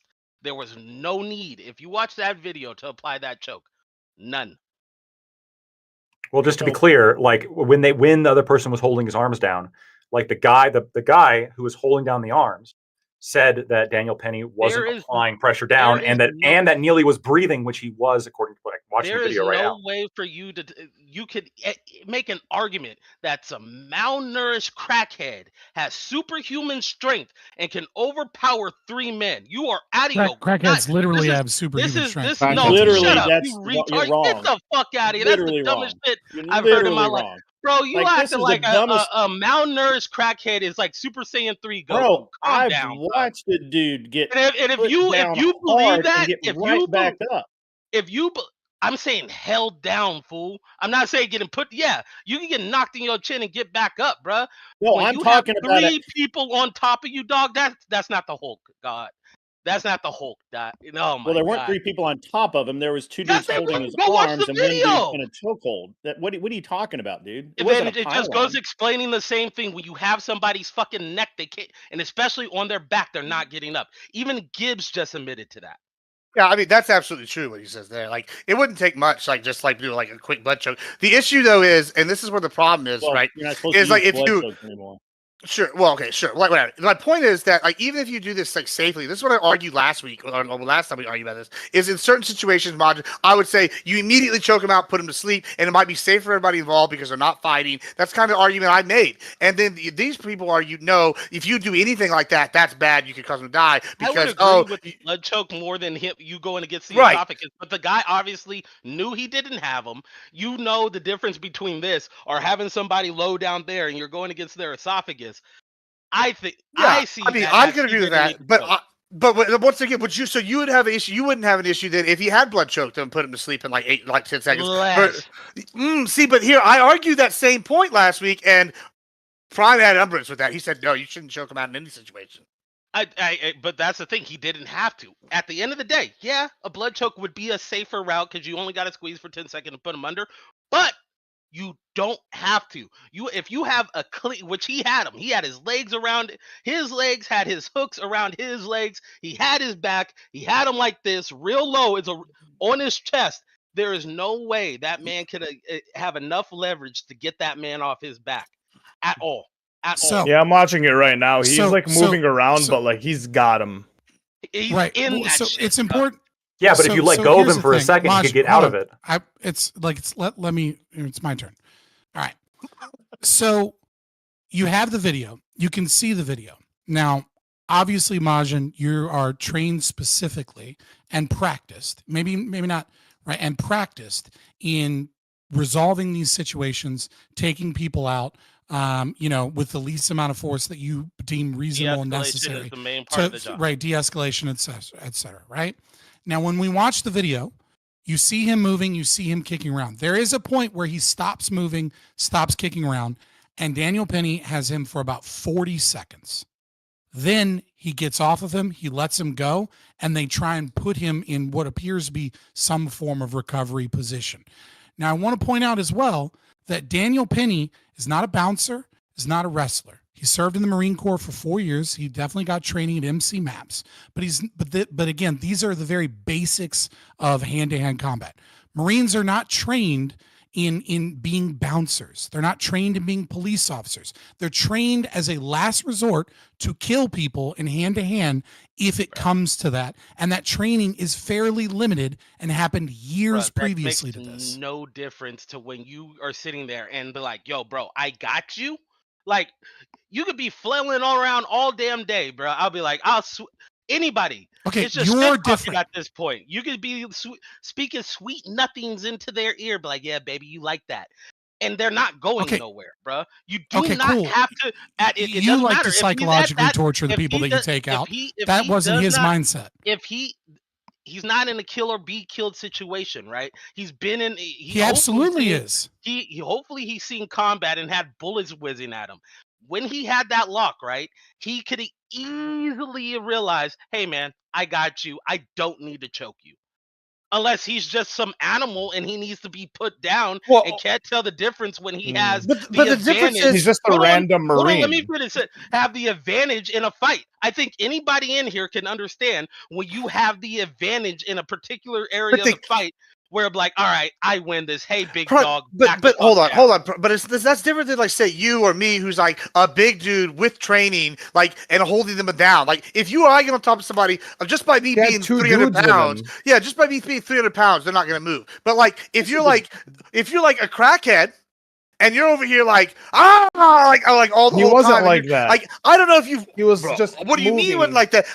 First of all, have you ever seen crackheads? I've seen them take tasers and laugh. I've seen them take tasers and laugh. Right. So like you're not gonna tell me some dude who's whacked out is laying there and you got a smaller guy holding him down that he might want to go guys assisting. Because they need an assistant. So it's not like he's got full control like he's some 300-pound dude. It's like but they're controlling the situation. There's one dude on the floor who's like holding, and two guys there for backup. They have control of the situation. You're muted. I think that's a pretty bold claim to make. He is subdued. Go ahead, and that's the biggest thing. It's not on anybody there to be the vigilante and to take this man out, put him to sleep, or enact their own physical justice on this man. At that point, you're saying that no one can do that. You could get it right here. Like you can get it right after the ball's going right to you, big dog. He is subdued, and that's the only thing you are authorized to do as a civilian. That's a bold claim. So hold on. You're saying you changed midway through when I interrupted you from it's not on anyone to act as a vigilante and stop this to now it's okay. I just heard the dumb to shit you were saying earlier about that vigilante bullshit. I wanted to throw that shit back at you. Don't mind. Okay, well, I don't know what that means, but again, you changed your claim. Sure right, originally, yeah, no, I know that. I know to stupid people, logic seems like autism, but it's just logic. Again, so I have an autistic son, right? So I know what autism looks like. But regardless, so again, your original claim was it's not up to anyone to step in, and that you made it seem like they don't have a right to step in. Do you believe that passerby have the right to defend other people? That's why the DPSST exists, for people that do feel that way, right? They could go get their DPSST and then, get into a job where you do provide security for people. Hold on, pause. So you think that it would be wrong, let's say me, who doesn't have any credentials, if I see someone murdering someone or killing someone or attacking someone, that it would be morally wrong for me to stop that killer? Put your life in danger to do so? Okay, let's assume that for whatever reason I have the drop on this person, and I'm not trained, but I have magical shoes that make my approach silent, and I have an invisibility cloak so that he can't see me. Okay, so there's absolutely no danger so long as I get him in a good chokehold. Power fantasy. Go ahead and just answer the fucking question instead of distracting. I said go ahead and live out your power fantasy. Do it, but I would advise. No, it's called a thought experiment. I'm not asking for I'm not asking for you an advisement. I'm saying, is it wrong? I'm not trying to fall this. Don't be a pussy. Don't be a pussy. Crazy don't be a pussy. You're being a pussy right now. You're trying to run away from the question. Stop being a pussy. Nah, man. Stop being a pussy. Answer the fucking question. I'll be one. Stop. All right. Well then. All right. Well, so you're an intellectual coward. I don't know why you're here. You won't answer. You won't answer questions. You're just here to spurg out. All right, big dog. I know you don't have time for thought experiments. Thought experiments and logic. No, I'm out. The guy's a pussy. He won't answer questions. He can't defend his position. Calm down, bro. Don't be so mad. We can move past this. Great. If you want to say something, I'm not mad. I'm just like it's just like you lose. You refuse to engage. No. Great. Nobody said it. Yes. Yeah. I'm just curious. Majin, is that it? I'm hoping to say that right. So you would literally just watch somebody get bludgeoned about the head and just keep walking by? If I don't have the power to make any kind of change, I'm calling the cops, bro. My life is more important. That's all you're going to do? Anything else? Yes. Yes. Okay. This man is out there with a man is out there blowing people away with a gun. I'm not running towards that shit. I'm going to safety and I'm calling the cops. I didn't see nothing. But that has nothing to do about whether or not someone has a right to stop. That's actually not what I said. What I specifically said, sir, bludgeoning the answer people that with I'm a bat. looking If for I'm sitting there, is if you they got a see big someone club, getting bludgeoned about the head, sir, would you step in and stop it? With a weapon or not? With a weapon or not? Grid. Yeah. He said with a bat. Or I actually agree with Majin here. If I was living in a blue area, I would just walk away. But if I was living in a red area, I would defend the innocent person. So. I would defend the innocent person. Yeah. But anyway, what about a purple area? Hold on, but I think you guys are missing what what Majin is saying, right? Because he's saying that if he has no ability to change it, so if it was like 10 people beating some dude with a bat, you probably wouldn't do anything. Missing it. No, we're not missing it. It's a diversion. Scott, 1 second. I wasn't talking to you. I was talking to Lactoid and now this you're adding to the diversion. No, I'm not. I'm responding to them what they were saying. You're trying to jump into protect him for some reason. I'm explaining that what he said specifically was if he didn't have the power to change it, right? Which implies that it's not just one dude or one dude with a bat. Maybe it's 10 people or something. There's some reason that Majin by himself could not reasonably get in and solve the situation. So rather than to get involved, he's going to call the cops. Which is reasonable. But it's a weird thing to point out though, because Daniel Penny could stop the situation and he did. But I don't think Majin. Well, hold on. It depends. It depends. I asked him directly whether or not someone has it depends. Because we know the situation. And he's allowed to do that. Doobie, please. Well, we know the situation. You're adding to him being an intellectual. No, I'm not. I'm not. I don't know why you're doing it. It's so silly. So what we know of is that he got loud. Some homeless dude, some cracked out, malnourished homeless dude got loud on the subway, was yelling at people, probably having some kind of a breakdown, demanding food, saying he didn't care if he died, saying he didn't care if he died, etc. Right? Okay. So this is a situation. Did he punch anybody? Did he touch anybody else? Did he hurt anybody else? No, he's charged at people. Did he touch any of them? Did he make contact with another person before Daniel Penny made contact with him? Why does that... Hold on, real quick. Do you think that you have to make contact with somebody before you can defend yourself? Well, it depends. If all he's doing is being loud, it's another loud fucking crazy homeless guy in New York City, yeah, probably. Yes. You should probably wait to actually make some contact. Just being loud. I agree. I agree. If you're just being loud, I agree that wouldn't be enough. If what he did, what the witnesses said he was doing, which is charging people... lunging at people. A woman and her child put the stroller in between her and him because she thought she was going to die based on his actions. When we can predict how he was acting, given the fact that he had assaulted 3 women in the past, like within a span of like 2 years. One of them they broke the. Doesn't matter. Hold on. It's an is-ought problem, dude. It doesn't matter if they knew. It doesn't matter if they knew it or not. I'm talking about. We don't have a video camera of how he was acting. We're being asked to predict, to know or guess, I guess, how he was acting. And if we know that all the witnesses are saying he was acting like a psychopath, and historically he acts like a psychopath, it's probably pretty likely that he was acting like a psychopath. Okay, I think that makes sense, right? But and I'd agree with you that in that case, yeah, maybe it makes sense for him to get involved, or for Daniel or some other people to break up the situation, put themselves between him and the other people that he's threatening, and get him to stop, right? But once the situation is over, once the train is stopped, once the potential victims are out of the train, like why would it make sense for him to hold him in a chokehold? Well, I posted the video. Once he was confident that he wasn't going to get up and hurt him. Right, yeah, I sent you the original video, the original full video. I watched the whole thing. Hold on. You watched the whole thing, and then you agreed with me. Hold on, wait, no, but I think I've shifted my thinking on this a bit, because I think I understand more now what Najin is saying. Right, so I don't really have an issue with him getting involved in the first place, and I'm not even sure he should be charged with murder because I don't think he intended to kill the guy. Right, I don't think that was the intention. I think he fucked up. He held on longer than he should have. I think when it looks like when the guy was twisting against his arm, he choked himself out, and then after that he held him much longer than he should have. After that, when the guy went limp, but it seems like it was just because he didn't realize that the guy was limp now, and he should have let go. I think we all. That being said, right? Given that it wasn't just Daniel Penny, there are 2 other guys there who look reasonably healthy, right? Could help him defend himself if this malnourished crackhead got up and went crazy. It doesn't really make sense to keep the chokehold that long. Wait, are they going to undo the punch? They could have just grabbed his arms. 2 guys could have grabbed his arms. Daniel Penny's already holding his legs, and just waited until the fucking cops get there.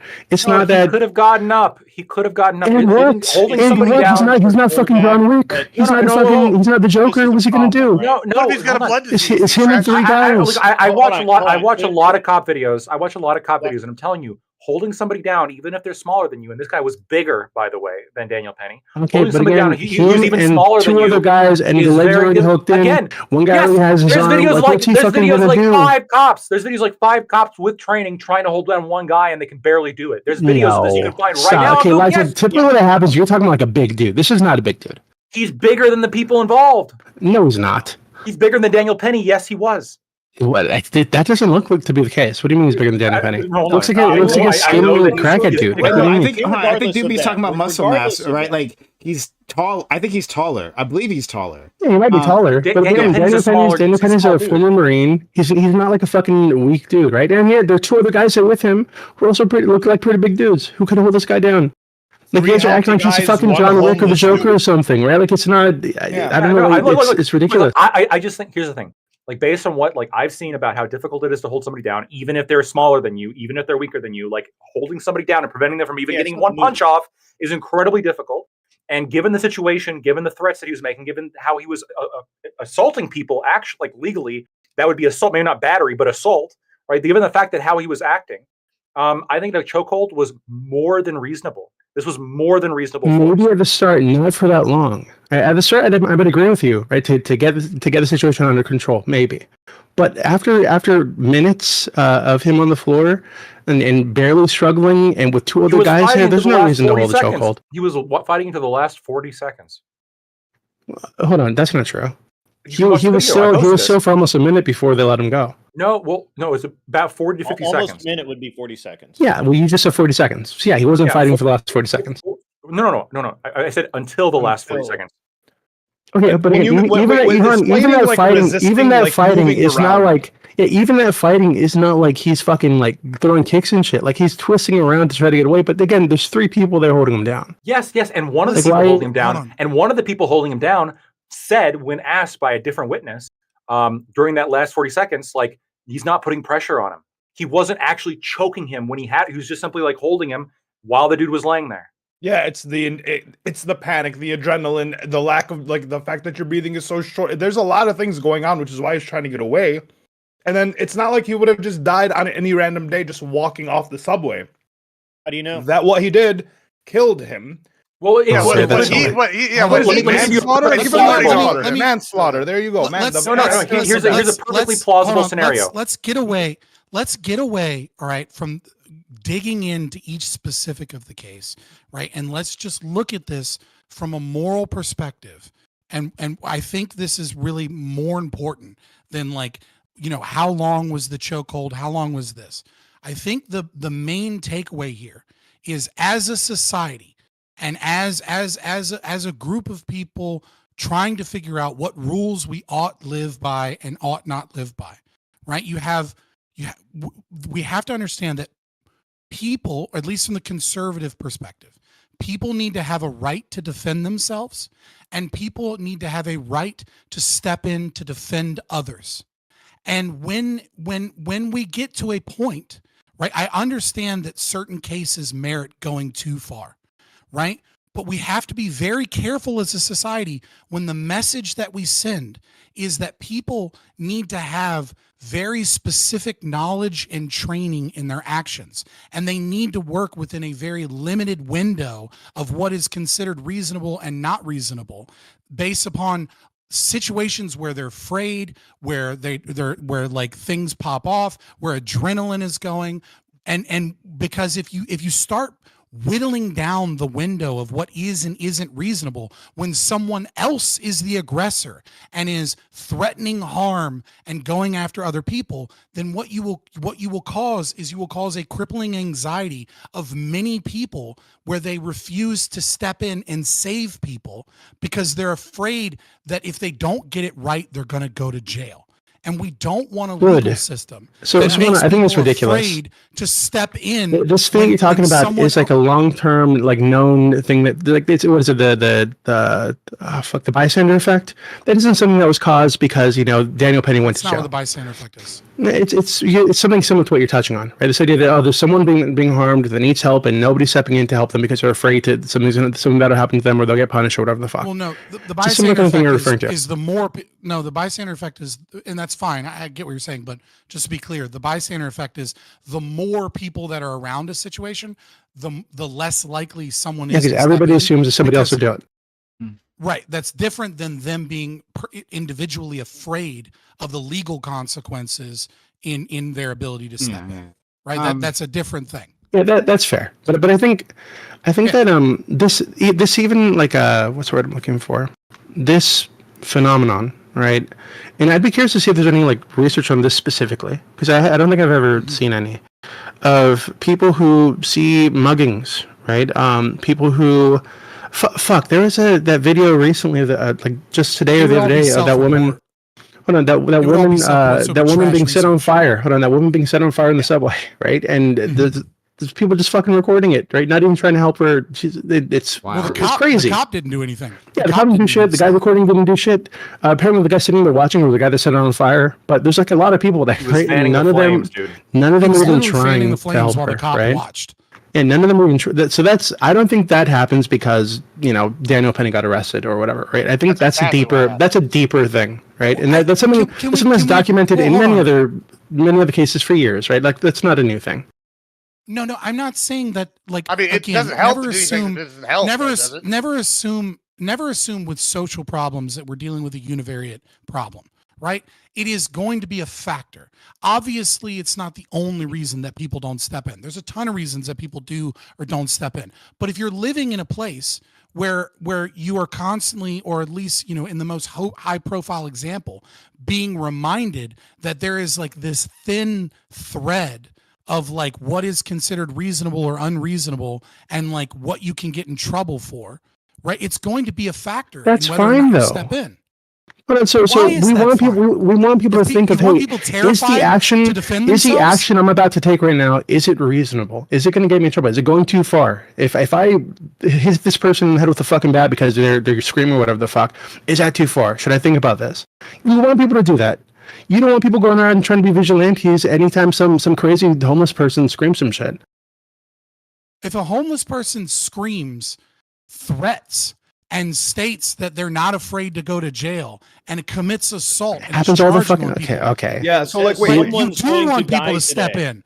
Why would you not? Why would you want to live in a society where people just tolerate threats and assault and potential violence? Because I want a society that actually gets to the root of that issue, which is the mental health issue, right? Yeah. So again, univariate analysis. I'm not saying we can't solve those problems. Let's get some other people shot. So like I had a small road rage incident where we got caught up at a red light and dude got out of his car and started like pushing at my car and like yelling and what the fuck, blah blah blah, a whole bunch of shit, right? Yeah, that's what would say you should shoot the guy. It's like it's like I should just shoot him. But like what happened was I looked at him, I was like, hey man, I don't know if it's that serious. Right? Obviously, sometimes it might not happen. Sometimes you might get caught. But like most times, people aren't just going to randomly kill you in the streets. Like it's pretty safe to assume that on average, I'm not going to get shot today. So like your defense you're is in your car. Like this, yeah, you're in your car, right? Yeah. So he's slapping on your hood. Do you think? Right? Yeah, he's aggressive. Do you think that he's aggressing. He's aggressive. He's an aggressor. Yeah, right? But there's a difference between being in your car anything on him. and being on a subway. Okay, great. So then, in those BLM protests, right, where those conservatives or whatever, right, people who disagreed with the movement came through and like drove through the crowd, right, like hitting individuals, we can understand it was wrong. Like they were inside a car. And they claimed that they were afraid. A crowd is different than an individual. They claimed they were afraid. And a crowd is different than an individual. But they were safely within their car. And they could have, for instance, like not gone into the intersection in the first place, right? They didn't have to do any of that. They could have kept away from the situation. They specifically put themselves in that situation, and then decided, now I'm terrified. I'm going to have to drive through that situation. We can understand that those individuals should be in jail, right? Well, I just said a crowd is obviously very different than an individual. An individual slapping on your trunk is not the same thing as your car being but I don't know if this guy has a gun on him. I don't know if this guy is going to like... So a person specifically driving into the protest. And then look, you can say that they put themselves in that situation. That's stupid, and I agree with you. It's stupid to put yourself in that situation.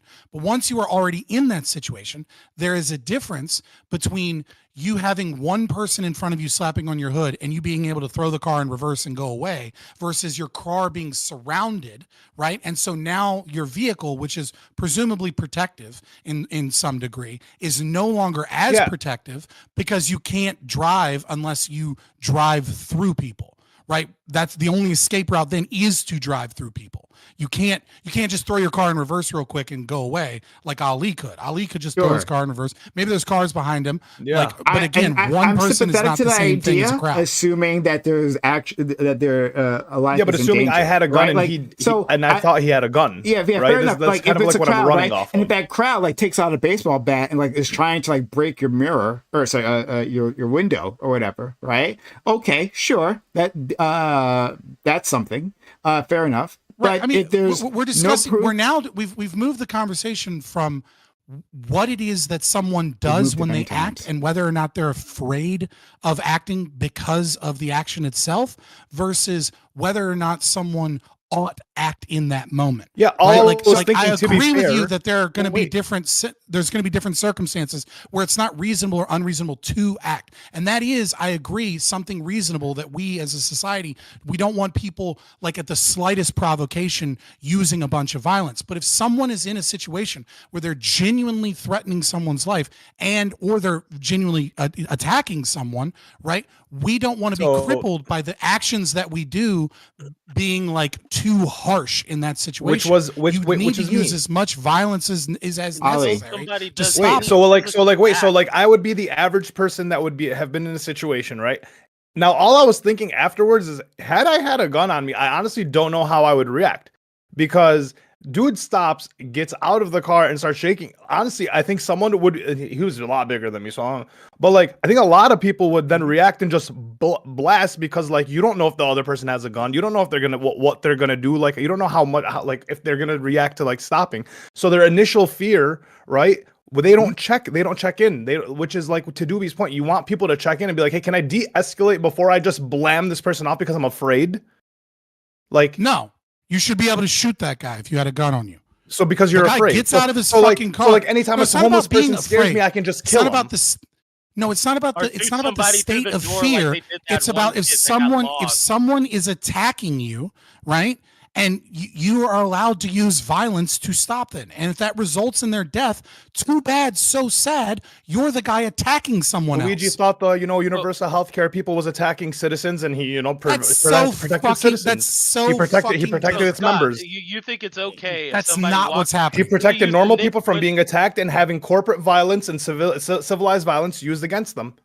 There's a distinct difference between an individual that is currently engaged in a violent activity that is using violence against someone else versus someone who you believe in your estimation is using quote unquote corporate violence, right? Corporate or civilized violence, whatever one you want to use. Right.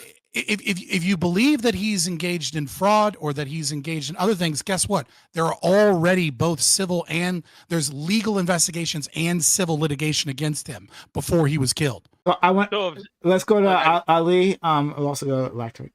You just can't defend yourself against the corporate thing that's used against you because I can't sue the healthcare company because I'm going to lose. I don't have money. So and not only will you lose, but worst you're going to find the guy will get like he might even get a bonus, right? Or worst case scenario, he gets fired with a golden parachute and he's still a millionaire. Everything's contributed to the deaths of thousands of people. I've said before, and I will say again, much to the chagrin of many people in my own audience, right? That if he indeed committed fraud and if he indeed utilized AI programs to engage in denying claims based off of information and data that they had available, that those people would be less likely to fight back. That if those allegations are true, that what Luigi did is 100% justified. However, I don't think it is a moral decision because it's not going to lead to any good outcomes in that regard, right? And because I don't think it's in his own rational I was going to say it should be self-interest promoted, but or give it a bonus. It's drawing a lot of attention to the issue, so it might actually. Yeah, and so it's going to bring a bunch of fucking socialists that want to do dumber shit. The only thing that's changed thus far is that Blue Cross Blue Shield has stopped stopping anesthesiologists from scamming people. Like literally the only thing that has occurred so far is a change that makes healthcare more expensive. That's it. Let's literally only a negative outcome. Okay. You got your listen. So Majin, and we got to go back to it. So you're saying, Scott, that you would be okay. This is a situation that actually had happened where this kid walks up to this old lady's house, right? He's lost in the neighborhood, needs to get directions. She doesn't even answer the door, shoots the kid and kills him right out in front of the front door. You said that's okay because she's afraid, huh? I never said anything about fear. I specifically rebuked the claim of fear. She should have maybe thought that's how you interpret it. To answer the door. I literally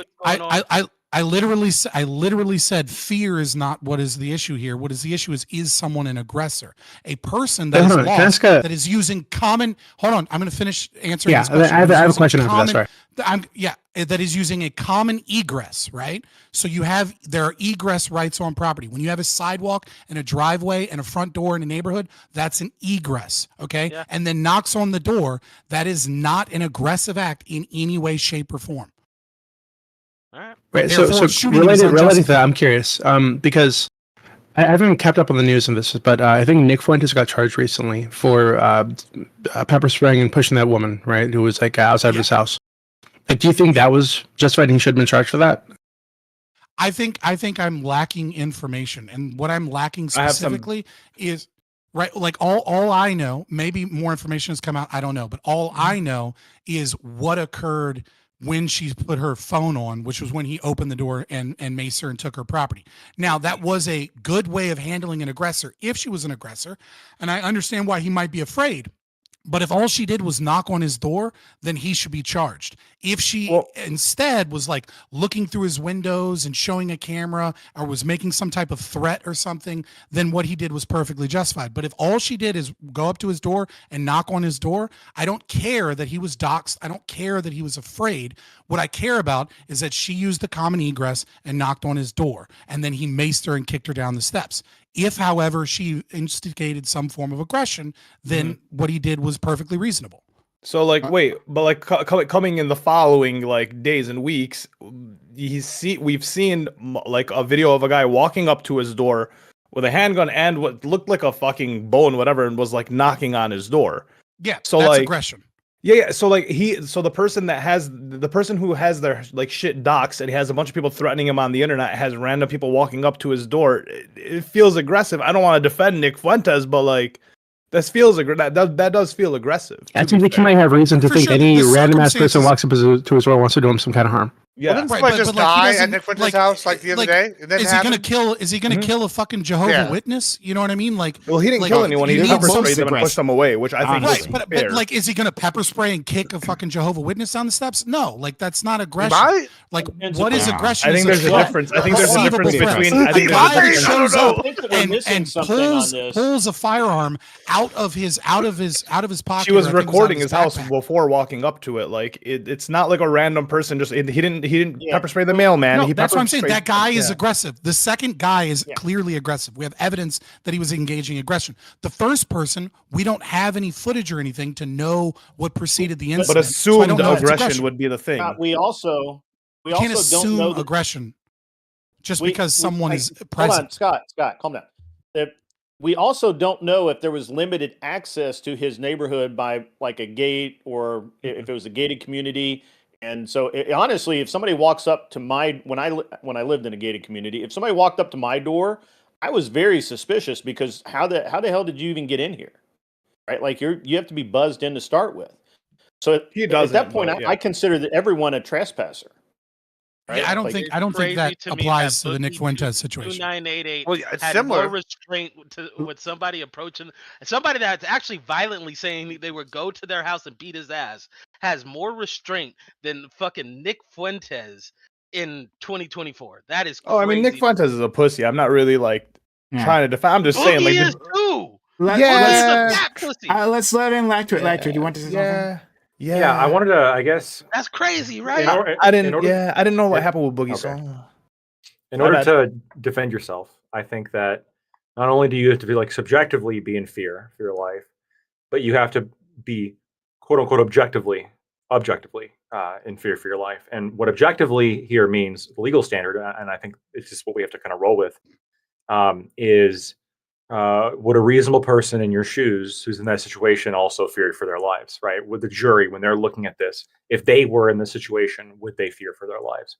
Would the normal person, right? That's the idea, the normal, reasonable person fear for their lives. And the problem, I think, and my discomfort with the case, like, Kyle Rittenhouse and with Daniel Penny, et cetera, is that to me, like, it's so obvious that this is like both subjective and objective. Like, this person is both subjectively and objectively in fear, and their actions are so obvious to me, justified. But I'm talking to people who think differently, and it makes me a little bit uncomfortable. It would be like if somebody pulled a gun on me and then I shot them, and then I'm like, look, I had to shoot him. They pulled a gun on me, and then like a jury said, yeah, but you could have shot him in the hand though. But you're right. It's possible I could have shot them in the hand. And if a jury believes that a reasonable person should have shot them in the hand, now I'm going to prison. And I don't want to live. Hold on. And I don't want to live around. I don't want to live around people who I'm concerned might vote for my guilt based on something that I find to be wholly unreasonable. So then, what about the Majin? This is our debate. The YouTube. The YouTube prankster shooter, the guy that got shot in the stomach because he was aggressing. Listen, in my opinion, that shit was mad justified. He was aggressing. The guy was being aggressed on. Got told to stop a few times, right? So like, I don't think it was justified. Remember? Wait. Why wasn't that justified? Yeah, why is that one not justified? I think it was definitely. Yeah, explain that. Just run that to me real quick. Yeah, because when I was, at least based on what I saw, there was no like overt act of aggression, and when he pulled the gun, instead of like brandishing it first. He just like quickly, fuck that. Yeah, I have two dudes walking up to me. One dude's 6'3", 6'4". Okay, no. Yeah, now you're flip flopping. First of all, yes, just like I you notice, Marsh actually agreed on the physical. There's a different standard. So you don't brandish the gun. If you pull a gun, you use it. You pull it out, you bang bang, you put it away. That's what you do with it. What, bro? All right. Listen, that is guns 101. Let me ask you this. So you're telling me that, like, let's say I'm just walking in the mall and like somebody's like following me around, like being like really obnoxious, and like they made no movement or action that it would appear they made no movement or action that would appear to be violent at this stage. Hovering Like, over me and following you with the phone in my face is with the phone. No, not in your face. Not in your face. Finish. They have like a couple feet away from you, and they're following you around like with their phone, and they're being weird. Here are options that I'm going to do, and I think are reasonable to do. Again, I think are reasonable to do before I just like quickly yank it out and shoot him. He did right? that. I'm going to like go to the. I'm going to go to the fucking mall cop or something, and I'm going to say or call the cops or whatever. Or and if they start acting aggressively whatsoever, but they were already doing that. The guy had already done that. Like this is the exact same almost scenario. They didn't act. He confronted him. He said, they were being obnoxious. He said, being obnoxious. No, hold on. The guy confronted him. He said, "Leave me alone." He said, "How are they being aggressive? What do they do?" If you watch it, he said, "Leave me alone." Stop. And then the guy also took his phone several times and did a punching motion with the phone in his face. That's an aggressive assaulting motion. Let me watch the video again. I don't recall that. More than justified to shoot that guy, in my opinion. I remember this. I have the solution for all these problems. This is like a year ago or so, right? Yeah, I actually have the solution for all these problems is that we just bring back, like Texas did, dueling, and we just bring it across the board. So if you have a problem, y'all just go throw hands. If you got a problem with how somebody's yelling at grandma on the subway, you just start throwing hands with them. I'm just saying, if you I'm not opposed to that. We do it in Texas. Y'all both agree. Be like, I don't like what you did to the old lady. They gotta go fuck you, and you go fuck you back. You knock each other out. The cops show up. What happened? We duel. Problem solved. If they die, he dies. Mutual combat is illegal in Washington State. I'm just saying you can do that there. Again, this is kind of what happens. I wanted to before you do that. I wanted to say Scott, we were talking about before, right? You said we want to be careful or just not dissuade people from being able to use the proper to respond to aggressiveness from a possible threat, right? I hear you. I don't think what you were saying was unreasonable there, right? Like we can imagine a point where the public is like just too terrified to do anything, right? Like we can imagine like if there's enough messages sent to the public that if you do anything and you possibly make a mistake, that you will be unreasonably charged, and then this ends up allowing more people to be victimized in public when they could have been assisted by bystanders. So I hear you. I acknowledge that, but I also have to acknowledge what Doobie said as well. We don't want a person like cops do this all the time. They're terrified, right? And that's why we had to shoot a person who was running the other way, right? Or just like a person who is, we can say some sort of cops breakdown. Are a different story. Let's set them aside, right? Okay, fair enough. Someone's having some sort of breakdown, right? Or doing something that's odd or unusual, right? People interpret that as threatening and then take extreme violence against them, right? Like there is some sort of balance between these two where we tell the public, yes, just like anyone else, for any situation, right, you're responsible for your actions, and you need to weigh the appropriateness of those, though at the same time we can understand that there are extreme situations where you don't have all the information, right? You only have what you know, and adrenaline is there, and that clouds the situation, and you just need to act, right? We would like you to act, but we just need you to act. So, but there seems to be some sort of middle there, and I'm not sure if we've arrived there. Yeah, let me thread this a little bit. So, I actually want to piggyback off of why Admiral Gibbs is right about something that he just said, so that I can explain the situation. Right now, Bill's great again. Lactoid and I use different standards in terms, or at the very least, we're discussing different standards in terms of whether or not someone ought act, right? I am using a standard purely of aggression, and Lactoid was specifically talking about the legal standard of fear for one's life.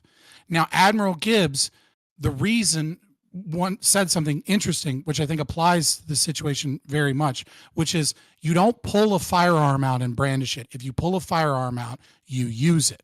Because when you pull a firearm out, what you're doing is you're escalating the situation.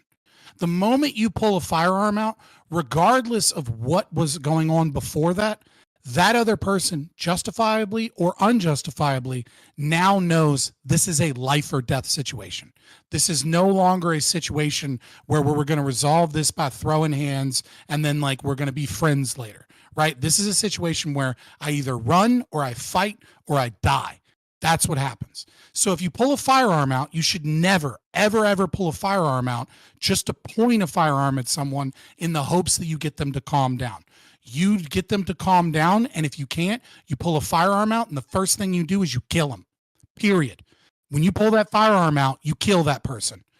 You don't fucking try and wound them, you kill them. That's what a firearm is for. And if you're not ready to kill them, don't pull the fucking firearm out, because if you pull it out, you better be ready to kill them, because they're probably going to be ready to kill you. And so it's the same situation. Should this apply for cops I as have well? never agreed with Scott Moore. I have to be honest. I believe I have absolutely never believe. ever agreed with Scott Moore. Wait. Can I ask? I mean, that's gun ownership 101, really. Hold on. Okay, everybody you're knows saying knows stop. You're saying it's gun ownership 101. Okay, I don't agree. Well, so let me ask you: if the cops pull their guns out, same concept, feel a threat, boom, no aiming, no get on the ground, just whip it out. And shoot. I agree that this should also be the standard for police officers, and I think police officers pull their firearms out way too often, and it is one of the major reasons why so many different times there's an escalation problem. There's when police officers show up, for example, for a welfare check to try and see if they can get someone to calm down, and they hear that the person's somewhat erratic, so they come there with their fucking hand on their firearm or with their firearm drawn at a low position. That person that is in an unstable state of mind sees guns, and all of a sudden they start acting even more erratically, and then all of a sudden the fucking dude charges them or attacks them, and then people are like, well, we had to kill the guy because he came and attacked us. But if they didn't have their fucking guns out, there are definitely going to be scenarios where that person wouldn't have acted that way. Let me give you a specific scenario. Let me give you a specific scenario. Actually, cops show up and there's a guy drawn on them. Sorry, go ahead. I just wanted to say, let's say you go on, like there's somebody on the street with a machete, okay, and they're acting erratic. Cops show up and they're about 20 feet away. Should they be able to pull their guns out and aim their guns at the guy with the machete, or they should just show up and just cap him? That's an armed individual. That's the issue. It's a clear escalation at that point, right? That's the issue. Like Lactoid isn't that they pull their guns out, right? It's that when I say you pull the gun, you don't pull a gun out unless you intend or are ready to use it. The cops would fall in this like ready to use it category, right? It's not like I'm going to go here and I'm going to de-escalate the situation. Like, oh, this guy, you're going to whoop my ass? Oh, look, I got my gun. No, that's not what I was. Okay, you misunderstood my point. You misunderstood my point.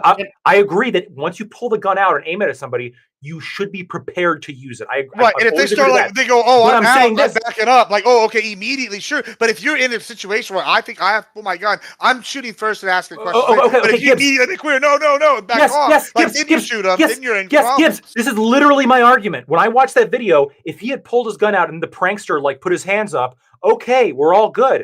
But he didn't even give a half second. He just literally, as soon as the gun was out and aimed, he pulled the trigger. You don't know if this guy's got a gun too. This guy's been in his face the whole time.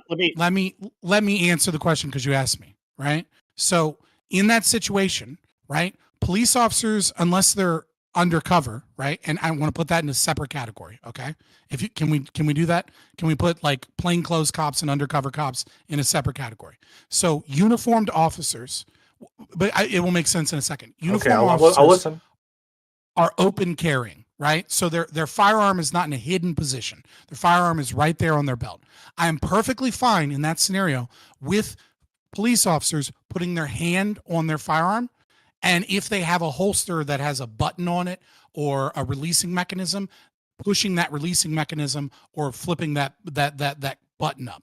But I believe, right, I think it is important for best practices that you do not draw your firearm out unless you're going to shoot. That when it comes time, that like if you have someone in that situation, that you are inherently doing something that is escalating the situation and making violence between the police and the citizen more common. Now, I think police officers are in a different position to a certain degree, right? Obviously they fulfill a different role in society, and I think they should be held to a higher standard than citizens. But nevertheless, I think if you're a police officer and you pull out your firearm, that person is now understanding that guns are at play and that guns are ready to shoot them at any moment, and many people will react in a more violent means because those firearms are there. Now, some people, it may deter them. I agree. Some people may go, oh shit, I'm about to be shot in this situation, and it's going to be different from different perspectives. But I think that if you need to pull your gun out and have it in your hands, then you should already be shooting. So if you're in a situation where you don't need to shoot, then your gun shouldn't be out. Okay, I understand your position here. I can imagine 100 different scenarios in which it's perfectly reasonable to pull your gun and, depending on their reaction, not shoot. So again, classic example: dudes in the street with a machete, or dudes like acting unhinged or whatever, shirtless and holding a knife, whatever the fuck he's doing. You show up. Not only is aiming the gun going to be, I guess, like a, hopefully get this guy to like stand down, but I want if me or a cop or anybody, if this person charges me, I want the barrel aimed at them. I don't want to have to fumble with my fucking holster, get the gun out, take aim, and then shoot when it can happen in seconds. Because here I am trying to de-escalate the situation, or at least prevent this guy from attacking other people, right? So I gotta kind of be within a somewhat close radius. And if I'm aiming my gun at them, then once they charge at me, then I can pull the trigger immediately. Meanwhile, I'll quickly I just gotta rest my hand on the pistol. I'll quickly right? respond to that. I'll quickly respond to that. I understand your concern. I absolutely do. And I don't think what you're saying is unreasonable. What I am saying is that in those scenarios, a police officer should be going to the range so regularly that their ability to pull their gun out of their holster should be something you can get close to a second, if not quicker. What if it's me, not a cop? Hold on. Again, if it's you and not a cop, I think the moment you pull your gun, you shouldn't try and de-escalate with the firearm. You should shoot. No. He's saying even if they're like 15 feet away. Guys, let me jump in here for a second. So make that choice. It's different than a right. I actually had an officer pull their gun on me at a traffic stop because they saw my firearm underneath the seat of my vehicle. My personal opinion is they freaked out because in every other place in the world, having a firearm is just kind of normal. But I was okay, and I de-escalated the situation because I had an officer pointing a gun at me that I felt was fairly unstable. But I to some degree, I understand the officer's view. First of all, if there's a weapon at play, police officers are always going to have their gun out. Period. And they should, because they're more likely to be attacked than I am. Someone's more likely to just walk away than walk away from a citizen that can't arrest them, and they were more likely to attempt to hurt someone that can arrest them, and more likely is going to. So I kind of disagree with Scott here. I see what you're saying, Lactoid, is that if a guy's got a machete out in his hand, yeah, you should, a police officer should have their gun out, trained on that person, ready to dispatch that person as they are trying to de-escalate the situation. However, whether or not that happens is not up to either of those people. But I would do that too. I think there might be. I think there's a reason. Oh, sorry. A private citizen like myself, I'm just going to shoot the guy. I'm just going to be honest. What if he's 15 feet away? Yeah, I think there's. I think. Listen. I think there's. Let's say he's like 15 to 20 feet away. He's not charging at you. 15 to 20 feet away, he's dead.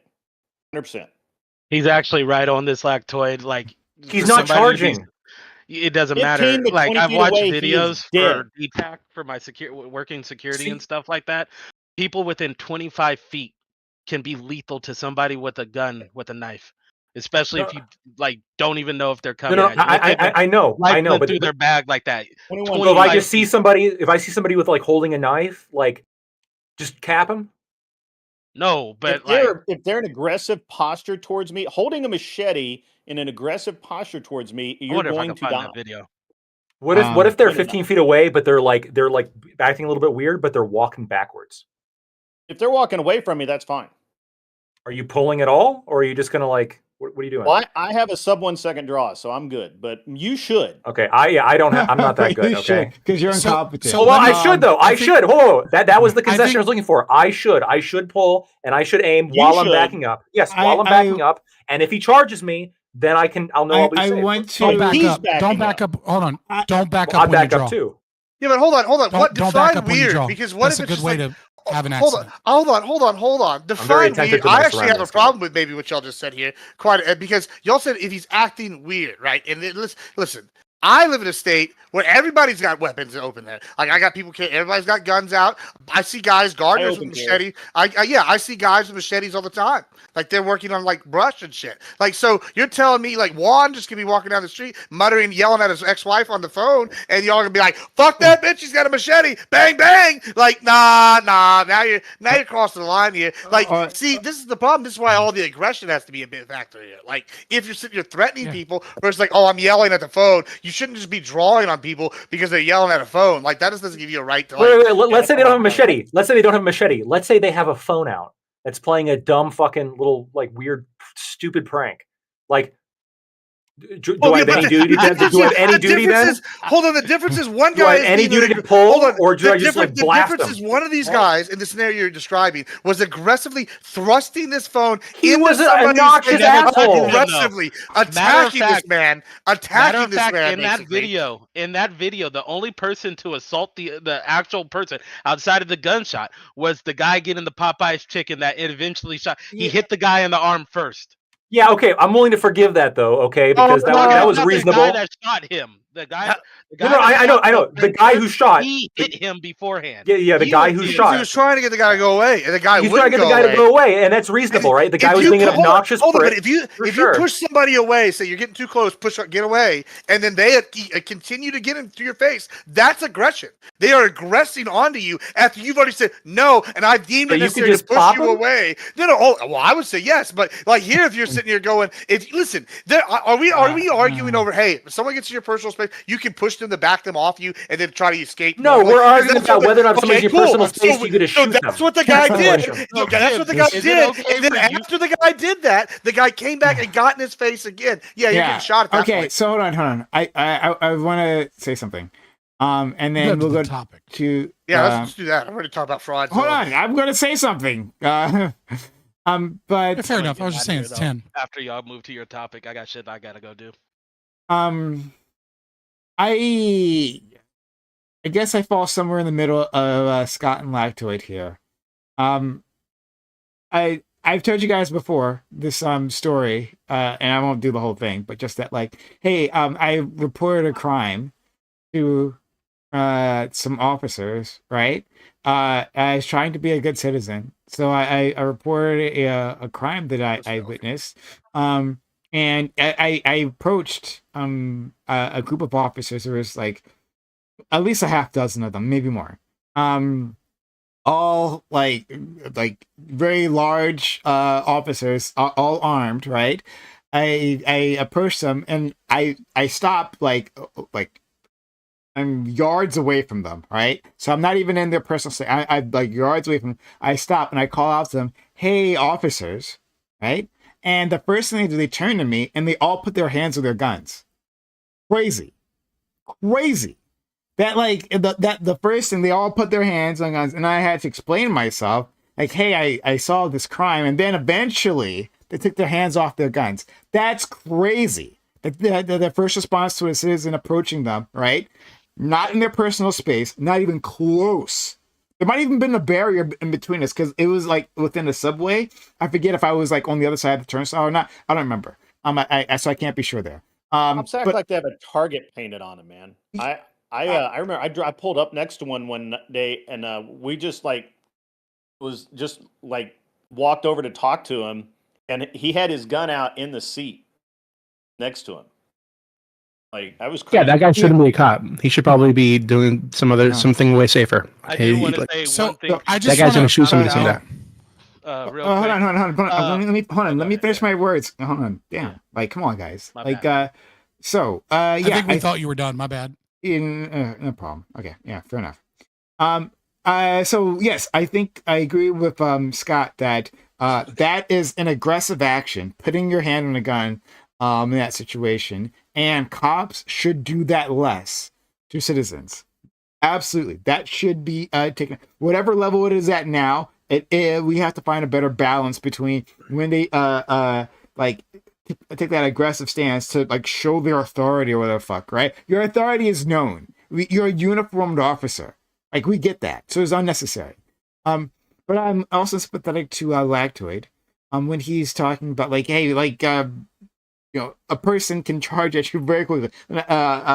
A situation can escalate when a person like has a weapon, is a certain distance away from you, and you're expected to take out the gun, aim it properly so you don't hit anyone else, right? Don't shoot wildly in front of you, and then pull the trigger. It seems very reasonable to at least like have your gun out when the person has a weapon. Especially if you told them, hey, to drop the weapon. You haven't done that. After one command, I think it's very reasonable to take out the gun and aim it at them. I think there was like some consensus ground like we can find here between this as to when we escalate. I want to. It seems weird to say that.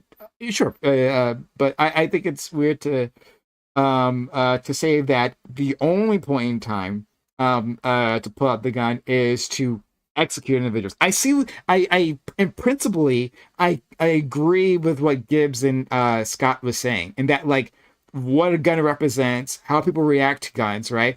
Principally, I understand what you're saying, that like it should only be drawn when all options have been exhausted and you're ready to kill the guy, right? Principally, I believe that, but practically, what our friend Ladtoid was saying like makes sense to me as well, right? Like the practicalities of actually being able to use that gun in a responsible manner, in such a situation. So I'll leave it there. Now I'm done. I just want to clarify. So first and foremost, I want to say there's very little difference between having a firearm at the low ready versus having your hand on your firearm in an open carry holster with the holster undone. But we're talking about split second difference, right? Like when you say, oh, you still have to pull out the gun, you still have to aim the gun, having your firearm at the low ready, you still have to pull your gun up and you still have to aim your weapon. So we're talking about, if you're trained, a half a second difference between low ready versus your hand on the firearm. In that half second, I agree that half second is going to make a difference, and that some police officers are going to die. That I agree. Number one. Number two, I would say that having your hand on your firearm, as well as having your firearm at the low ready, as well as pointing your firearm at the person, are all different levels of escalation. And what I'm stating is that there's a different level of escalation between having your hand on your firearm ready to pull it and having your firearm already pulled. And so I would also say this, that pointing the gun as well as having your hand near the trigger well with it pulled out are both acts of aggression. It is an act of aggression as far as I'm concerned to have your firearm out of its holster. Even if it's not pointed at the person, if you're at that is an act of aggression. Now, pointing it is a further act of aggression that is further escalatory. Now, what I'm saying is in the difference between hand on hip, hand on holster, ready to pull, versus low ready, let's say that is for a properly trained officer at most a 1 second difference. Okay? Now, that 1 second difference is going to be life or death for some police officers. However, what I'm also saying is that 1 second difference, or the difference between hand on the hip versus firearm at the low ready, is also going to be some level of difference in the way that people behave with police interactions, and that some of people are going to be saved by this. And what I'm telling you is that if you are an agent of the state, if you are a police officer, and let us not forget that these police officers, both by Town of Castle Rock v. Gonzalez and DeShaney versus Winnebago, do not have a constitutional or legal duty to protect you. Okay, these are agents of the state without a legal duty to protect you. that some of them are going to die. And I am saying that if you choose to have the job of being a law enforcement officer, I want you to take that fucking risk and not the citizens. I'm okay with more cops dying that chose to take that fucking job and saying that they need to be better behaved and that they need to be less likely to escalate situations. And if you don't like it, don't pick that fucking job, because we don't need firearms out, especially in situations where you have mentally ill people that you might actually be able to calm down. But now that your gun's out, they decide to charge you. I'm okay with a few dead cops. I'm cool with it in that scenario. I agree with you. Go ahead, Marjorie. All right. Well, like I said, I'm gonna head out of here. Hey, Lactoid, I am so happy to hear that you agree that people don't have to use lethal force with somebody being unarmed, not violent, hasn't laid a hand on nobody. You know, kind of like the Daniel Penny City. I'm talking about, you know, the prankster, right? Same situation though. You know, the guy was unarmed, maybe a little loud and annoying, right? But probably shouldn't have lethal just annoying. force. All you got to do is get to the right of used against Lactoid, and he'll agree with you normally. Yeah. So I'm so happy you're there, because you know one of these days I am gonna approach Gibbs when he's at like the Chick-fil-A or Buc-ee's down in Texas, right? With all his like sussy baka like closeted shit he be doing. You know what I'm saying? I'm gonna come up to you and be like, "Hey Gibbs," and I hope Gibbs doesn't shoot me. Okay. Yeah, don't bet my life for that one. You're muted, Gibbs. We can't hear you, but I'm sure you were saying that I will Chick-fil-A might give you a medal right there. You know, like that's God's chicken. I'm defending God right there. You know.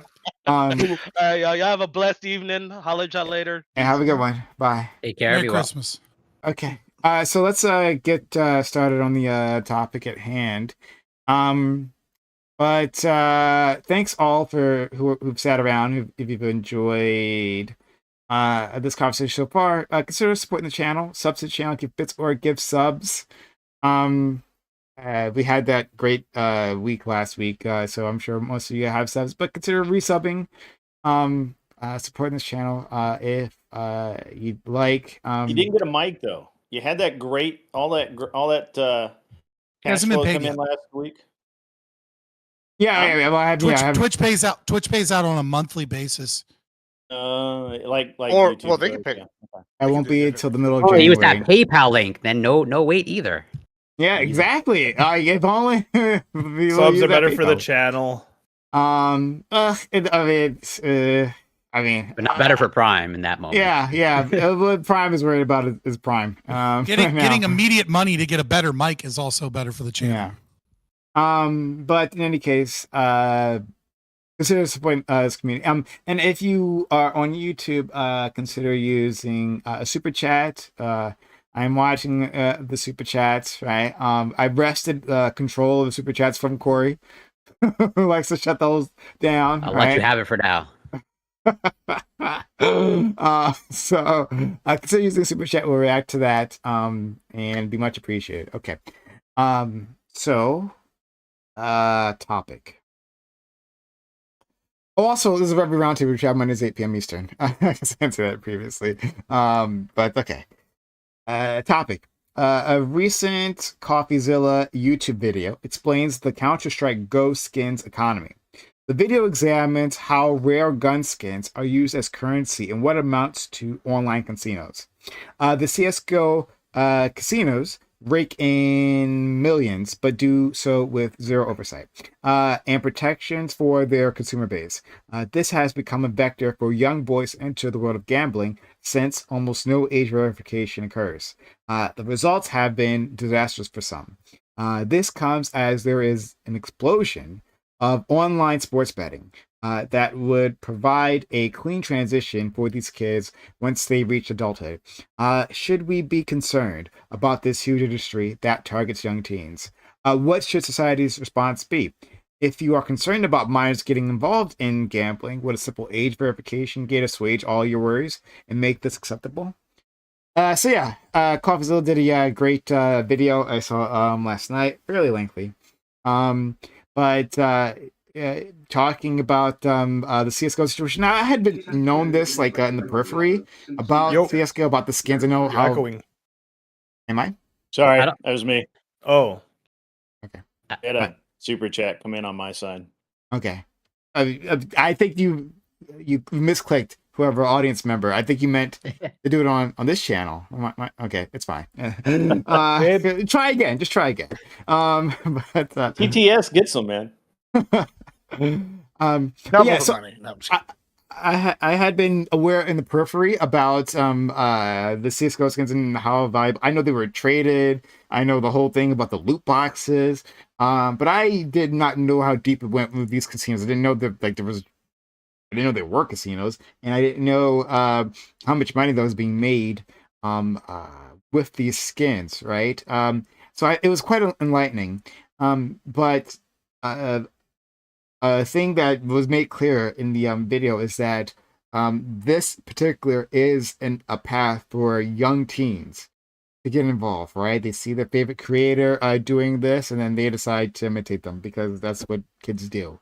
And that's what I have a bit of a problem with. Though I'm still not sure what my feelings are, like completely surrounding this. So I'm really curious what you all have to say. Sorry if I find lag to it. Yeah, I'm actually a really big fan of CoffeeZilla. Just as a content creator, he does a lot of good work exposing scams, crypto scam, a lot of crypto scams. I mean, that's the vast majority of it, really. There's crypto scam. Yeah, I know, right? The Paul brothers apparently have been affiliated with scams. A number of other people have been affiliated with scams. And yeah, I mean, I think he does good work and I mean, he exposed SBF, right? Sam Bankman-Fried with I forget the name of the platform, but he did a lot of good work with that. And I think it's like I actually FTX. Watched these FTX. Yep, I watched these videos. There's actually a part 2 now out. I watched both part 1 and part 2 before I even got the invite for this panel. So I definitely follow this, and I think it's not just like there's a lot to this, right? Like it's not. The main kind of thrust here is that the CS:GO gambling websites don't do age verification. They don't even try.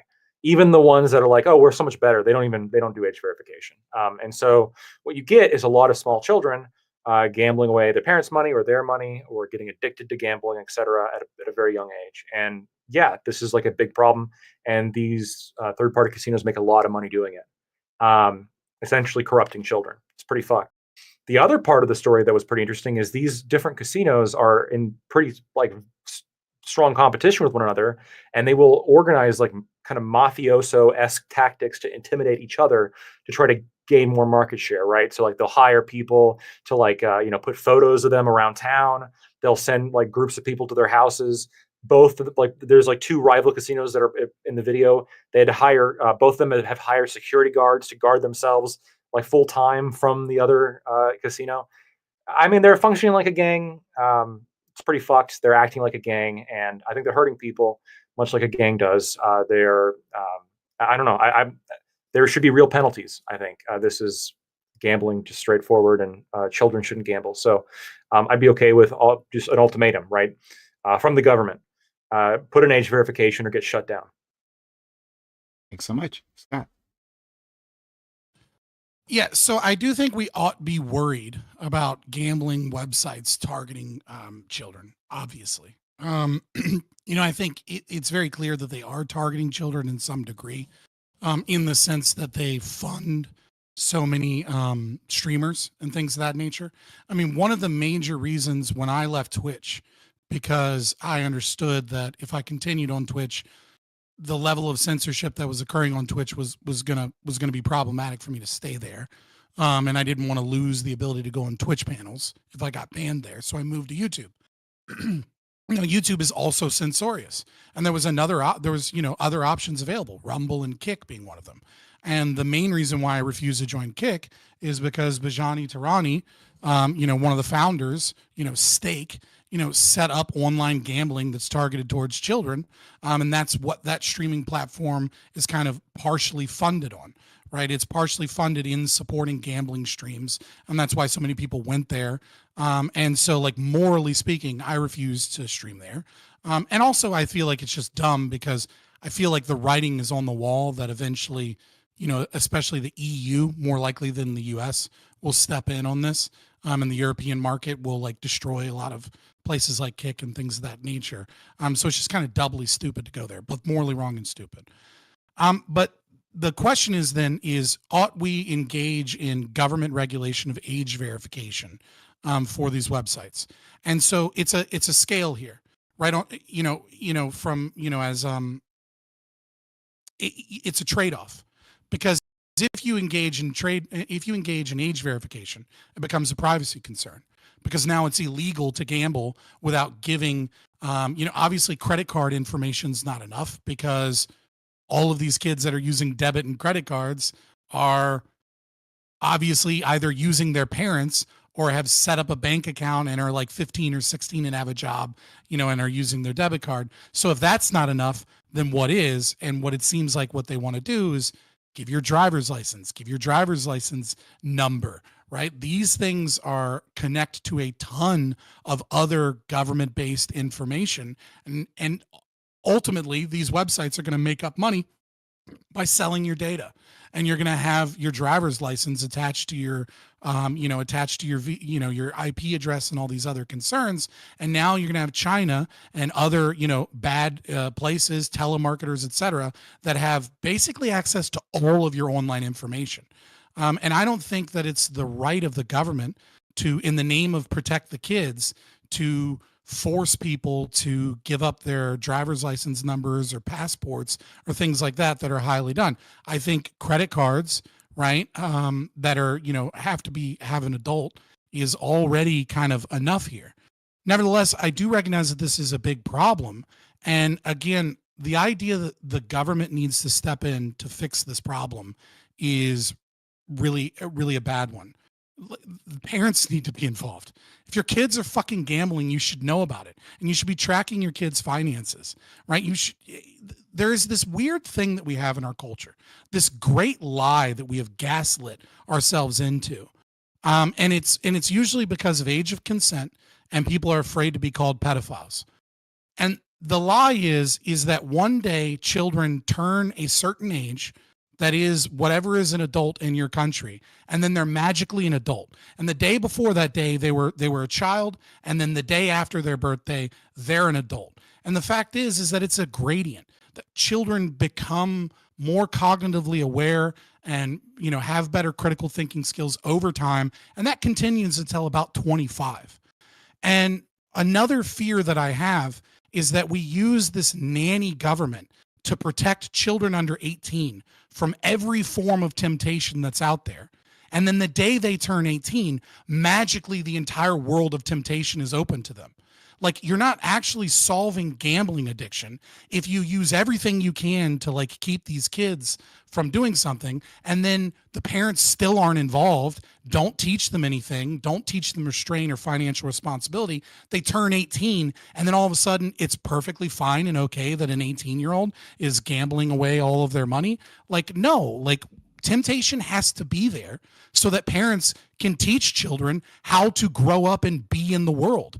It's a parent's responsibility to prepare them for the world, and using the government to steal data and using the government to give all of our personal identifying information to corporations that are overseas in poorly regulated places so that we can protect the kids is just not a solution that's going to lead to outcomes that we want.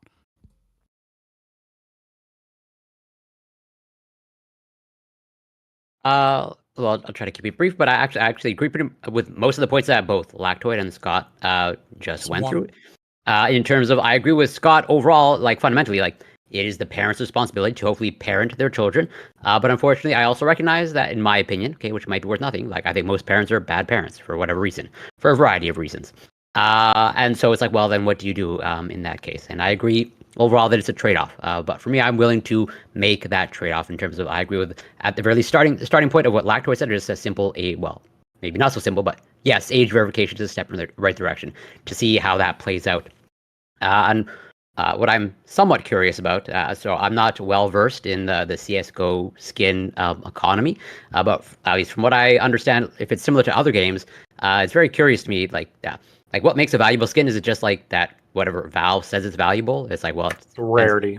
Yeah, and so it's a little bit, yeah. That's what I figured as well. But yeah, it's a little bit strange. It's not like market driven necessarily, at least not in my mind. It's just like, well, Valve says it's valuable because they make it valuable because it's more rare. And then there's also a status associated with it. Like, yeah, if a rare skin shows that you spent a lot of money on it. It's just like a very weird economy. But I understand the temptation there in terms of like, well, if you're a child and whatever, yeah, all you care about is your online reputation, then you want to flex in a video game, right? And that's what you're going to prey upon. And I think in the video that I saw that you sent, Prime, I think it in the end it alluded to the fact that, well, ultimately maybe Valve is the ultimate party responsible, in that they probably have the ultimate ability to contend with this, and yet they're not. I think there are probably reasons for that, since it's in their interest. But yeah, I would probably more point the finger at both the parents and Valve. But I also understand that they're probably not going to step in, and so that's where age verification hopefully does something. And I'll leave it there for now.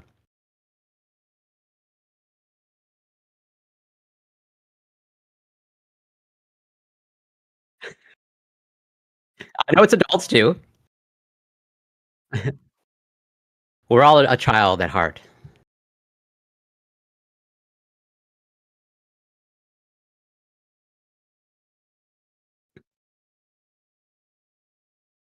This line of code is valuable. Buy it. Spend all your money.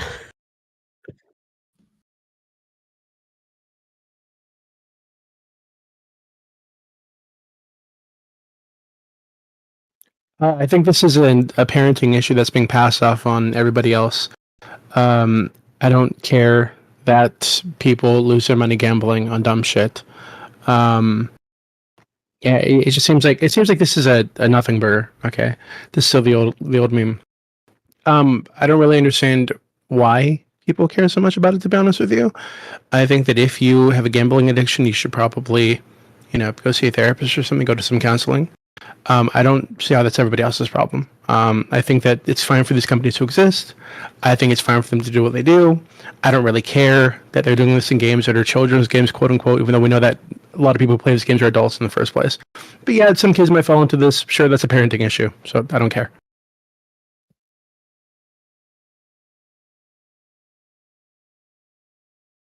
Yeah, I mean, first we can't talk about this issue without talking about CoffeeZilla himself.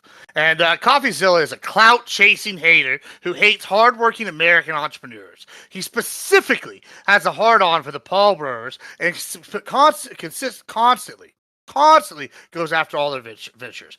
Then tries to paint them in a bad light, even though they take remedial actions. This guy has such a hard-on for them that he's even been sued by the Paul bros here in Texas, and it looks to have a good case that he's probably going to lose. Then the guy turned around and goes after the hot tour girl who had nothing to do with the scam itself, and it's some company just paid her for her likeness. She went on record, gave the info for the law company handling the class action, saying she disapproves of what they did and she's a victim too. Fraudzilla here, though, hasn't covered any of that. He's just a clout chaser and has a personal vendetta against the Paul bros. In fact, you can look at a lot of his cases, and he seems he has a hard-on for a couple groups who have excluded him from stuff in the past. This is one of those guys that you associate with, and he'll probably record every convo and try to trick you or confront you for shock value in order to make you look bad and take advantage of your good nature. Douchezilla, in my opinion, seems like a total clout-chasing scumbag, drama farmer, and the way he goes after people. That's problem number one. Let's talk about that. Second, as for the CSGO skins, this is being blown way out of proportion. People that have kept their skins since day one have been the ones who have benefited most by having these rare OG skins. They've dictated the market. This market is driven just like any other market, driven by supply and demand. These types of casinos pop up all the time with almost any currency. If you're aware, if you're into this kind of thing. If you look at further, sometimes they use crypto as well. The outrage this time, once again, it all comes back to good old Scrubzilla. He has a hard-on for the crypto people, and he has people he's got a personal vendetta for. This is another one of those that fall in that category. People against this market are really anti-free market. What kind of person would be opposed to creating new markets? Usually the skins is just a creative new market, much like when they used Second Life currency a few years ago, items in WoW, or any other game that's large enough to have a second market. These are all products of the free market. We should be encouraging this, and people that don't want these things, want them regulated or targeted, are like anti-free market. It's terrible. It's really simple. Don't just anti-free market. Now, as for who to blame, it's the parents' fault. If these parents are so observant that they don't know these kids are taking their own money, then fuck them. Let the kids spend the money how they want if they make it on their own, and let them take some personal accountability and learn what loss is. It's personal accountability is a hard word for a lot of these people, and that's why they want this regulated. They don't want parents to take accountability because they're lazy scumbags who don't know what their kids are doing, or they don't want these kids to learn how to lose. It's just pathetic, and that's really the bottom line. It's the parents' fault, and they want to blame somebody else, and they want daddy government to come in here and take care of shit. I really appreciate that energy. That was really good. No problem. All right, so I like to break this down by the argument or the prompt that you gave me. Rather than kind of go off course. So should we care about this? Yeah, absolutely, we should. And I actually did kind of a deep dive into this. I have some of my audience actually have done some investigative work into this, not about Zilla Gibbs, but and I actually got an education a little bit on this today. I didn't know a lot of the things that I know now, and it's very interesting to me. It's an interesting dynamic. Now, I'm going to start by saying that for the most part, I have no problem with kids gambling. I think that kids need to understand the risk reward system and what it's like to fucking lose. And when you take that away, you kill something inside a kid. You just do. So I'm anti-nanny state, and I don't believe that that's a real thing to worry. I think that parents should be a part of that, and we used to enjoy that. Actually used to be something that fathers and sons did together, and place a gentleman's wager, and you would lose or you would win, and the kid got to see that. Now they don't. And that's okay, I guess. It sucks for a bunch of people, but that's okay. But however, the problem that I have with CSGO is it's such a scam. Most of these sites where they're gambling aren't even gambling sites. Nobody wins. They just take these kids' money and give them nothing in return. And that we absolutely should be concerned about. We should do something about that because that's called stealing. We don't allow that in most places on Earth. However, we do apparently allow it in CSGO. It's great. It's wonderful. It's a great time for everyone who plays. Now, if the scam actually paid out, I would not have nearly the problem. However, it doesn't. And that's been, I guess there's been some proof of that. Now, I did dig into that. Maybe not enough. Now, again, I feel like that you got to learn this risk reward dynamic. But getting cheated out of your money, that's not cool. I do believe it's the parents' fault to keep an eye on that, or responsibility to keep an eye on that. However, I also believe that there is some responsibility on society to, when a bad thing is happening to a large percentage of people, society as a whole has to do something about, or should do something about it, ought, if you will. Do something about it. And we know that the youth are targeted because the streamers that are promoting this are promoting it to their audience, which consists largely of younger demographic. And they are getting paid millions to promote this. One of them, apparently like $5 million this guy makes to promote these gambling sites. Now that's a lot of money, folks. And if you don't believe someone will lie for $5 million, well, you're fucking wrong. And none of those people, by the way, all those people said that they know it's wrong, but they wouldn't stop when you watch CoffeeZilla's video.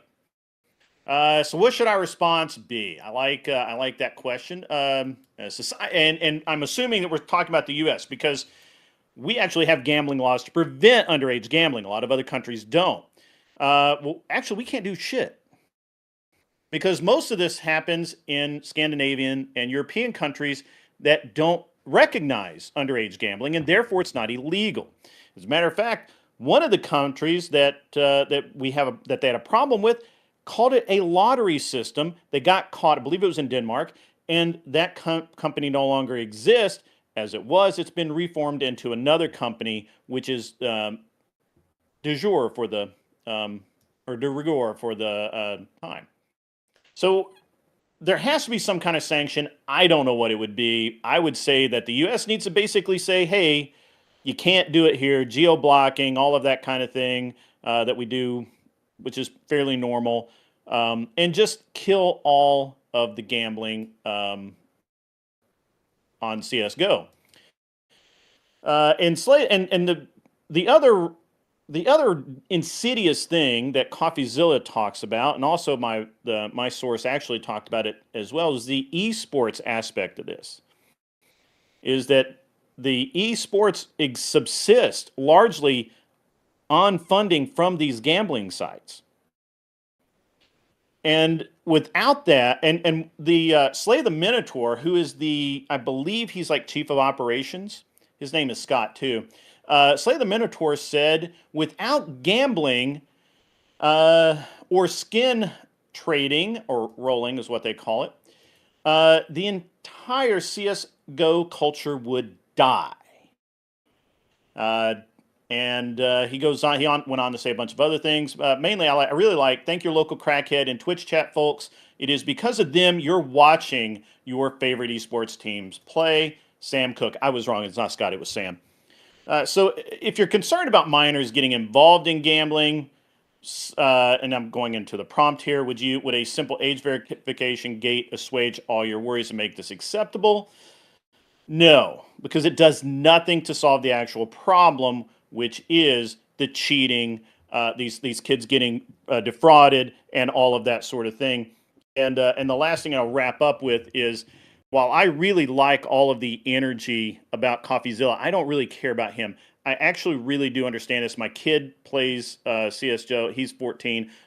By and large, a lot of these guys are getting into it when they're 12, 13, 14 years old. It's these larger streamers that are influencing these children, which is what they are. They're not adults yet, to do these things. And we really have to pay attention to it as parents. We also have to pay attention to it as a society. And that is that. And I beat you on that one, Scott. I bet I was longer. I bet I went longer. The competition now? Oh. I mean, he goes long. It's not making a competition. I can't wait till next panel. It's all opening statements just for the 3 hours. Yeah. I try to get out my principal arguments, because I know that once the panel starts, being able to discuss things in an intelligent way is going to go down a lot. Scott's right. When the panel starts, he can never get a word in. So yeah, not a word. I realized that. That's why I had to do that. Okay. All right. So as much as I agree with everyone in the panel, it's one, yeah, I think kids should be banned off the internet, right? Like they should be limited use, maybe some Wikipedia or some like Googling for research, whatever it may be, at least until 16. In terms of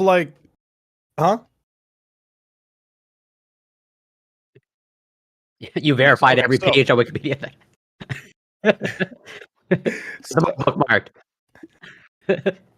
But yeah, in terms of online gambling in general, much less to just CS:GO, because I don't think it's a CS:GO problem. I think this is a big issue. Obviously, adults losing money, I don't give a fuck. It's kind of your problem. My question is we keep letting these companies kind of do whatever the fuck they want, and we don't want to regulate them because, God forbid we put any regulations down. But what happens?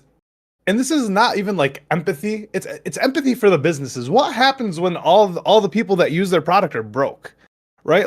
If everyone's broke, you don't have any supply and demand. Doesn't really even matter if people can't afford the things they demand. So that's really kind of the question is we can let the companies do whatever the fuck they want, and adults should be able to regulate, and we should hold parents accountable for their kids. Or parents should be accountable of their kids. They should be. But really, what's happening is no one's holding anyone accountable. Everyone's kind of just losing money. It may not be a big problem in the CS:GO community specifically, but Fortnite skins were a thing. V-Bucks is a thing. Kids taking their parents' money and just giving it to these companies, and even adults kind of getting swindled by these companies. The bigger issue is when we're all poor, what happens?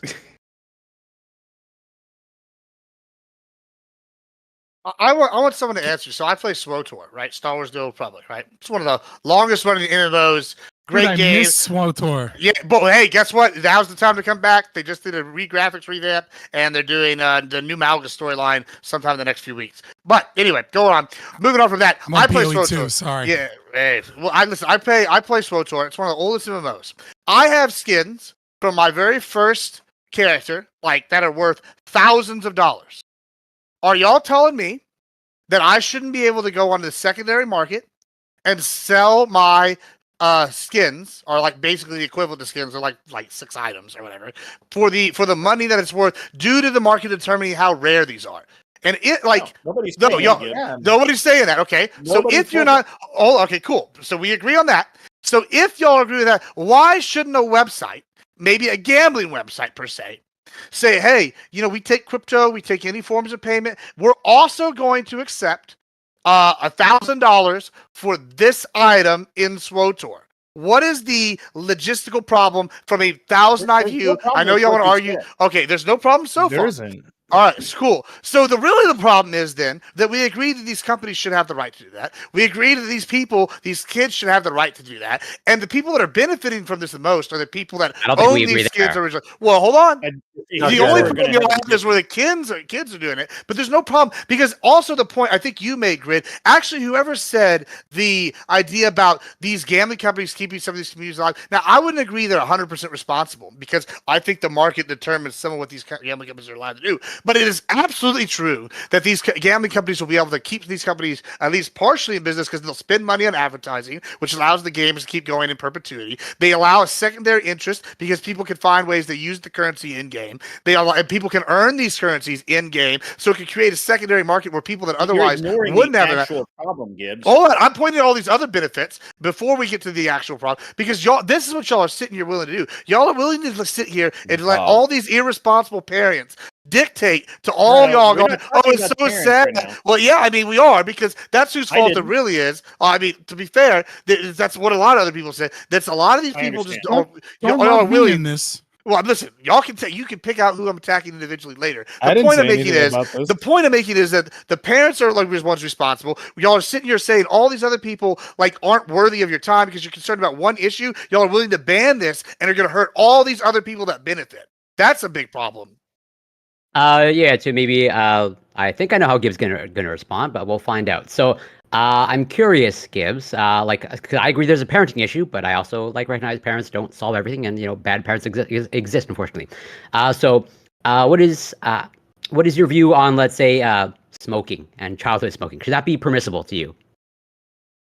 I mean, the parents should be the one to stop. I mean, we've already made it illegal. So you're okay with made it illegal? Are you okay with a vendor selling cigarettes to children?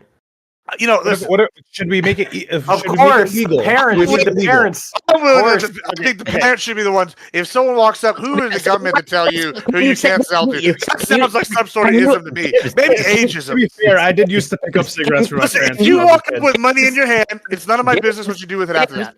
So you can say yes that a vendor should sell cigarettes to children, or sell cigarettes. I think people should be able to sell whatever the fuck they want to sell. Can you say yes? Can you say? Can you? Yeah, let's go. Should you be able to sell black tar heroin to an 8-year-old, Gibbs? If they listen, I'm not, as long as they don't do it in my shop, it's none of my business what happens. Yes, just say yes.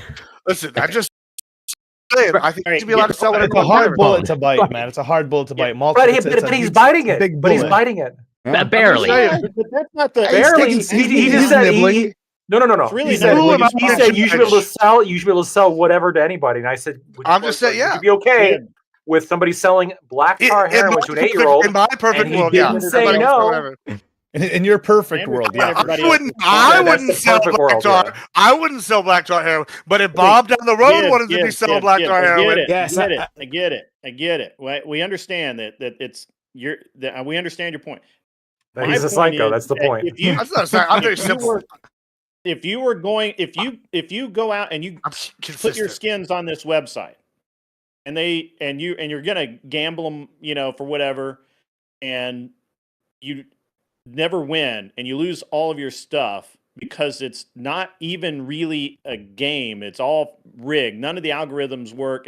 There's no It's not like Vegas where there's a standard where where I just looked that up, but after you said that, it said that they have odds similar to Vegas. Well, no, that's what a lot of the websites say. They said the win percentage. That's got to be a press release. Hold on, they said they said it's equal to slots, where about 96% of people lose on slots most of the time they do it, and so 4% win. That's equal. So I don't see a problem. Yeah, I mean, just because you want to spend your money stupidly doesn't mean you shouldn't be able to do it. I don't disagree with that. However, the information that I got earlier was that some of these games are literally programmed so that you cannot win. They only they have no standard to assure that 90% ratio like in Vegas. Vegas is different because there's a standard.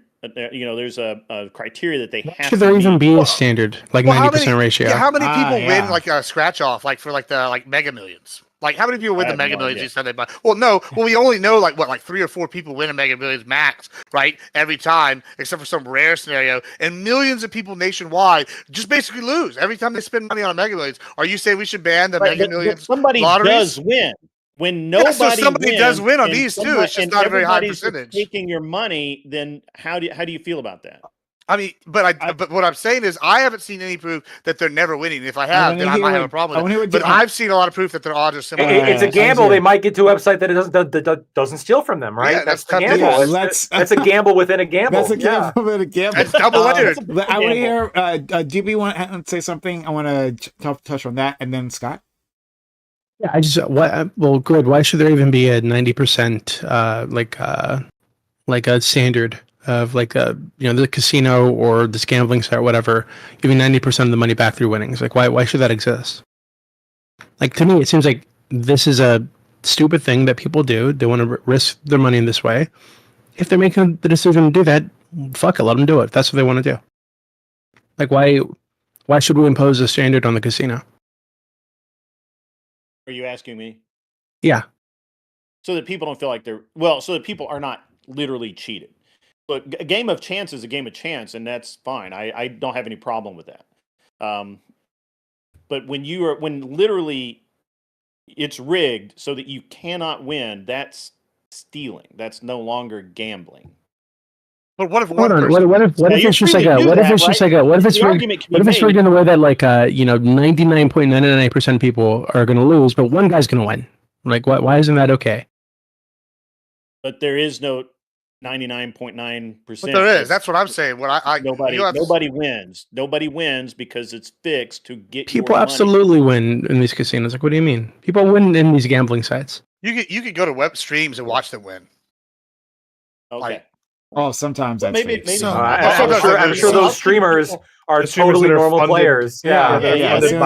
Using their own money. Listen, if somebody wants to pay me to go lose money on a gambling website and watch me, I will do it. One of the streams I'll do it for you. Remember, watch XQC or Trainwrecks, sit there for an hour, spam clicking $1,000 bets over and over again. No, it's like fucking degenerate as fuck. Like, I don't know why they do this. Well, no, who I watch I know they're losing their money usually when they do that, but it's like it's gross. Have you ever heard of a man named Bossman Jack? It sounds familiar. Okay, you should watch this guy. Or maybe you shouldn't, but you should watch this guy. He's a gambler. He's a gambling streamer. And he embodies the most degenerate kind of gambling you could think of. He embodies every aspect of it, right? Like, he got arrested a few times, so he can't do drugs now. But he was quite literally just smoking crack and gambling all of his money away. And then every time he ran out of money, he would freak the fuck out, destroy his door. Eventually, his door got taken off the hinges because he kicked it down. Horrific shit. And look, gambling is addictive. In fact, there's a lot of evidence to suggest that it's either as harmful or perhaps in certain cases even more harmful than chemical addiction. And it can destroy you. And people who are problem gamblers have high comorbidities with alcoholism and other illnesses, and they have a very high suicide rate. I think that children crack at gambling, was that his job? This guy's Boss Man Jack's job was cracking gambling. Yeah. Damn that! I'm not saying I'm jealous. Well, you shouldn't be because he got arrested. He had a lot of problems. Crack and gambling and paying his bills.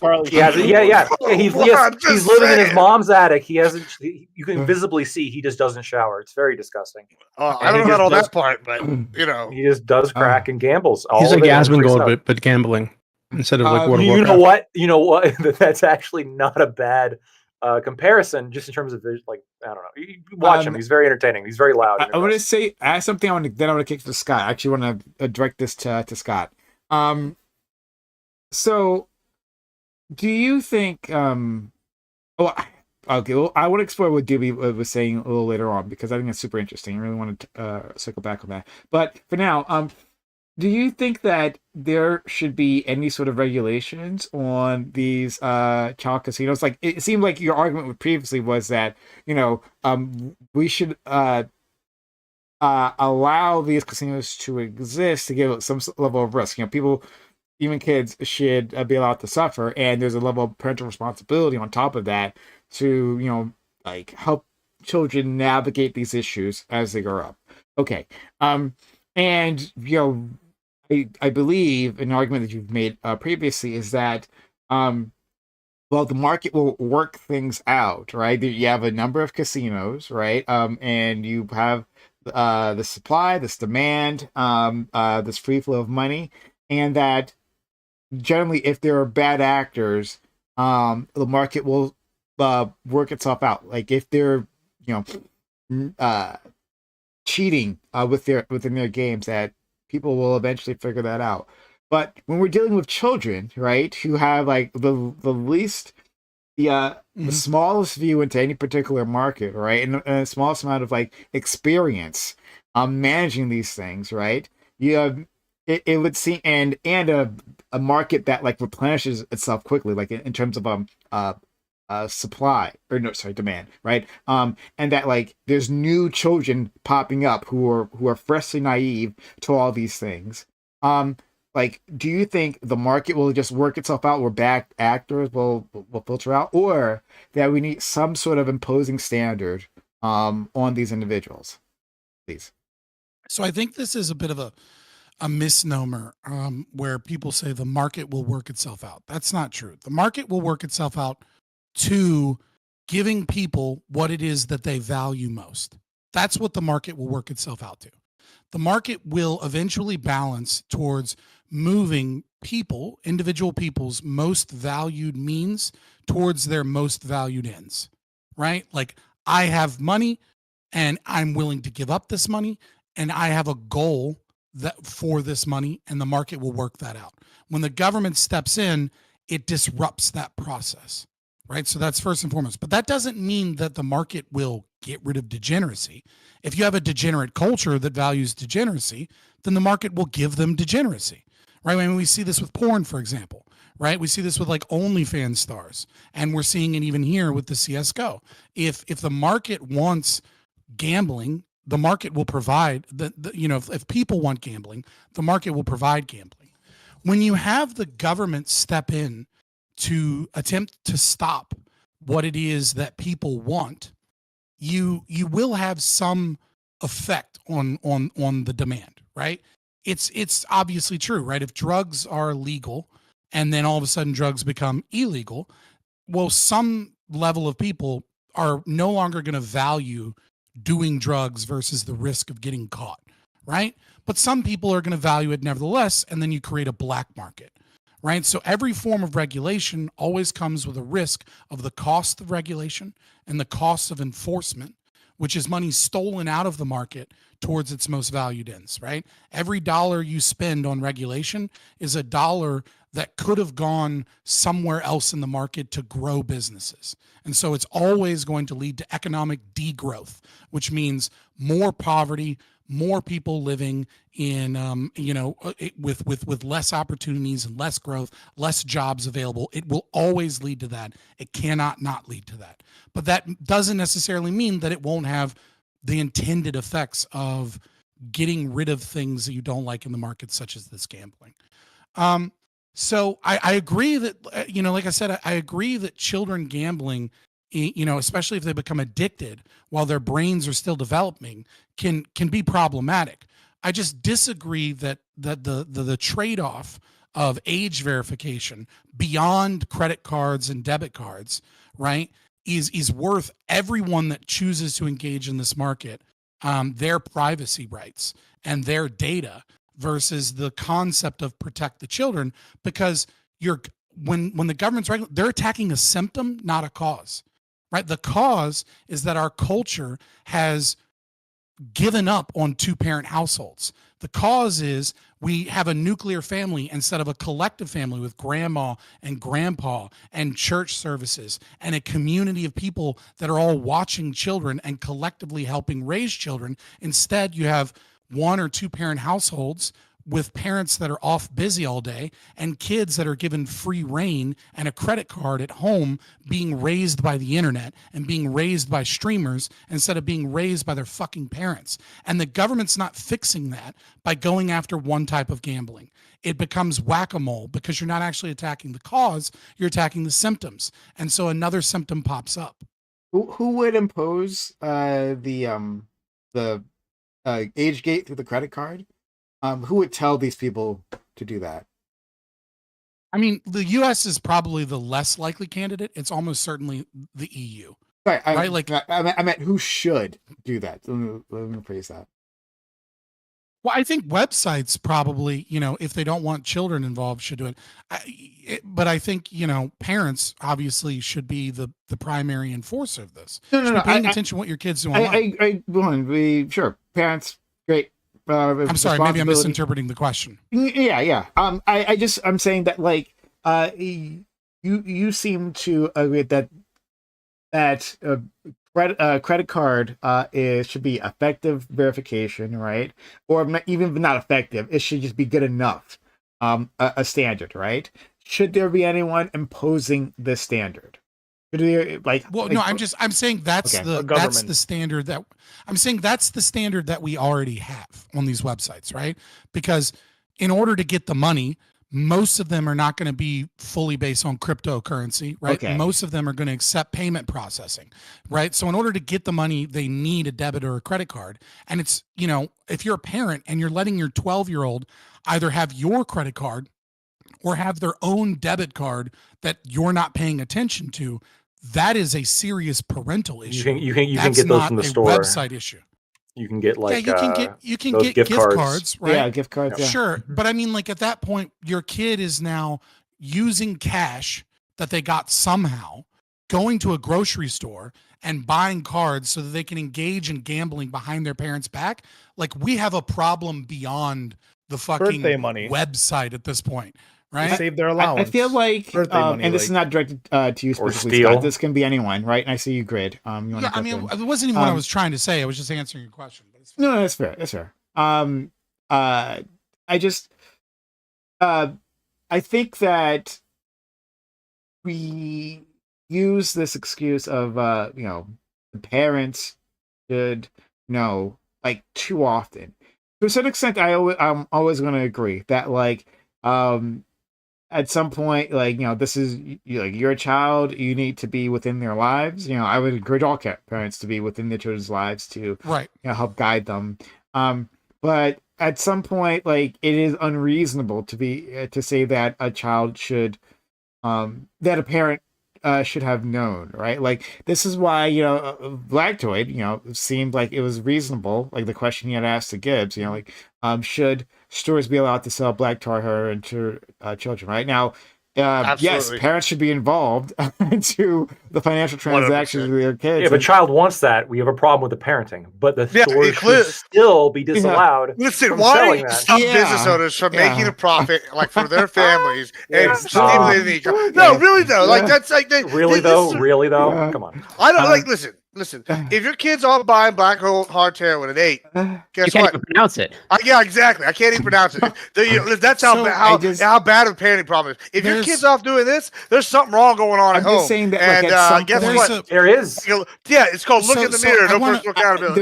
There's a substantive difference for an 8-year-old. There's a difference here, right? And hold on, and the substantive difference here, right, is there's a difference between knowingly selling a product to a child. So when you're talking about black tar heroin, and presuming, let's say in this case, you go to like the drugstore, right? And you have what is in front of you, an obvious child, right? So there's a difference between selling a product to a child, knowing that it's a child, right? Versus being presumably negligent in determining whether or not someone is a child. And the problem with the former versus the latter is if I can prove that you knowingly sold something to a child incapable of consent without their parental involvement, right? Then you have violated the rights of the guardian, their parent, right? But this concept of like negligence in determining whether or not a product is being sold to a child can be problematic because negligence is a subjective measure here, right? Should we use IDs? Okay, maybe that's the standard. Or maybe we need a blood test, right? Because maybe they have a fake ID. So maybe a good fake ID isn't good enough of a standard. So we need like their birth certificate records, right? You can always move that goalpost on what is considered, negligent in one's duty to, knowingly weed out. I mean, it may seem ridiculous to us, but that is a subjective measure. But if you can prove that someone knowingly sold something to a child, that's different, right? And that's why these companies don't use age verification, because they know that there are kids there, et cetera. I just want to point out, because, I was waiting to speak on this, not answer questions. Sorry. Number one, well, I got fraud, a question for you. Right? There is a difference between a website saying on their website, hey, look, 90% of people lose. Right. Or not even telling people like, hey, you might win, you might lose. Right. But that's caveat emptor, right? Buyer beware. If you're going on a website that doesn't tell you what percentage of people win and it's an absurd loss percentage and you don't know, like, that's buyer beware. But if someone such as like Hype Drop, right, is saying, oh, when you're engaged in this, even if you lose, you'll be able to recoup those losses via daily drops, and then they stop the daily drops, that's fraud, right? Like, they made a promise that you would be able to recoup your losses and that your losses would really just be an investment, and that they were going to take that money they were making now and invest it and turn a profit and you'd get all your money back. But really their business model was taking your money now, investing it if you lost, and then eventually you'd get it back, but you wouldn't get back as much as they would have gained from investment. That's fraud. And those people absolutely should be criminally charged and have their assets taken away. It's not the same thing. The second thing that I wanted to state is that no one here is talking about the positives of CSO skin gambling or loot boxes in gaming. And I want to, for a moment, just kind of showcase an example. And I think we all know Diablo 4 came out recently, right? Last year. And that now Diablo 4 sold for $70 in June of 2023. In today's dollars, that's $72.38. Now, the people that worked on creating Diablo 4 was roughly 9,000 people had some hand in the development and creation of Diablo 4. Diablo 2 released in the year 2000, and it sold for $60, which is $112.14 in today's money. So just adjusted for inflation alone, we're talking about a $40 difference in the game being cheaper. And it had 70 people working on it, not 9,000 people. The graphic fidelity, the sound design, all of these improvements in a AAA studio being able to bring a game have occurred with massively more money spent. Hundreds of millions of dollars are spent on AAA games to give you these products, as opposed to less than 10 million by a bunch of nerds in a basement. And the games are a lot better because of it. And the way that these I would argue games that Diablo are 2 is better than Diablo 4, but that's my personal opinion. I would actually agree with you as well. But on the whole, the right? correct Like opinion. we've seen a massive improvement in the very least in graphic fidelity, combat systems, etc. Yes, sometimes the story sucks and a company gets too greedy. I agree. But what I'm trying to state is that the reason that much money can be spent is because of the existence of gambling. If you take away loot crates and gambling from these systems and you just go to, maybe just cosmetic skins and the purchase of the game itself, in order for these businesses to be able to produce these games, you're going to have to buy games at $200-$300 price. Like you're going to have to spend $200 to $300 for a new game to come out. The overwhelming majority of money, if you listen to these these earnings reports, etc., come from whales that spend a lot of money on loot crates or on cosmetics. And not all of these people are addicts. And the reason that we know not all these people are addicts is because we can look at a game like Path of Exile, where there are no loot crates and there are no gambling, and the overwhelming majority of their money comes from people that are spending a fuck ton of money on cosmetics. It's the combination of these two systems and games as a service, but especially the gambling portion of games, that have made games get much, much cheaper over time, despite having much, much more money put into them. And it's like we start regulating and banning these things, you're going to end up with more expensive games. Grade, you wanted to Couldn't we argue that the issue is that too much money is being spent on the games? We could just look at the Sweet Baby, whatever, the fiasco with Sony. Yeah, Sweet Baby Inc. Thank you. Can we argue that Sweet too Baby much Inc. money is being put into these games? There's too much money spent on things that aren't necessary. The game shouldn't cost $150 million. Hold on. Are y'all bashing? Yeah. Wait, is the argument now that they're spending too much on games because y'all don't like the culture, or you just like saying that they're not getting the money, their money's worth of the spending? Because those are two drastically different things. No, that I have no idea where you got there from here. He's saying that gambling helps the game. I'm saying that if we want to take Sweet Baby Inc. for example, they spent Sweet Baby is like irrelevant. It's a small company. Huh? It's like nothing. I guess my argument, a ton of money. Okay, my question is, let me give you an example. Nothing. So, like the newest Halo, for example, is like probably the most expensive Halo produced, and it came out and it came out initially to good reviews, and then people we only got 70% of the game, and people were mad about the money spent. Right, and I can see why people would be mad that a company spent all this money and time and released a half-finished product. Okay, that's one problem. Right, but to argue that these companies don't need to spend a lot of money, like at the AAA level, to compete, for example, there's a reason why EA spends millions of dollars and then drops almost the same Madden game every year, because slight improvements take a drastic amount of money and investment time to get them on already their good system. So it's you're talking about orders of magnitude better, right? Well, sure, you can argue whatever example you want. The point I'm making here is I don't know how you quantify what's the appropriate amount of money being spent on these games to produce them, unless your argument is we're either A, we're not getting enough, which could be a fair argument, or B, you're arguing I think the culture of these companies are spending so much money and people are buying it is bad, and we should move people away from gaming. That's the other argument I'm kind of taking umbrage with. I don't know if that's what you're making. Okay, cool. Yeah, I don't know how you got there. Well, I'm just clarifying because that's gonna seem the direction it was going, and I let me respond. I do want to looking at the game. I agree. Wants to ask a question after that. And I do want to talk more to Doobie too. I want to just quickly answer, right? So I agree that Sweet Baby Inc. and things like that are wastes of money, that many of these AAA studios have gotten too large and have a lot of bloat. I mean, Ubisoft is a great example of another company that's being crippled by spending too much money. Nevertheless, $20 million was spent in development on Diablo 2, which is $37 million in today's money, right? But we can look at a company that didn't do this, that had a relatively small studio and had a breakout success in gaming, which would be Baldur's Gate 3. Roughly $120 million was spent on Baldur's Gate 3 development. And that's a small studio that has been hailed as not bringing in a bunch of bloat and waste, right? That was even a small studio. I mean, obviously, they had Divinity Original Sin and Divinity Original Sin 2, and they basically made Divinity Original Sin 2 so that they could hopefully prove worthy of getting Baldur's Gate because that's what they really wanted to make. And so even they had to spend roughly 120 million in order to make that game, and there's no bloat there.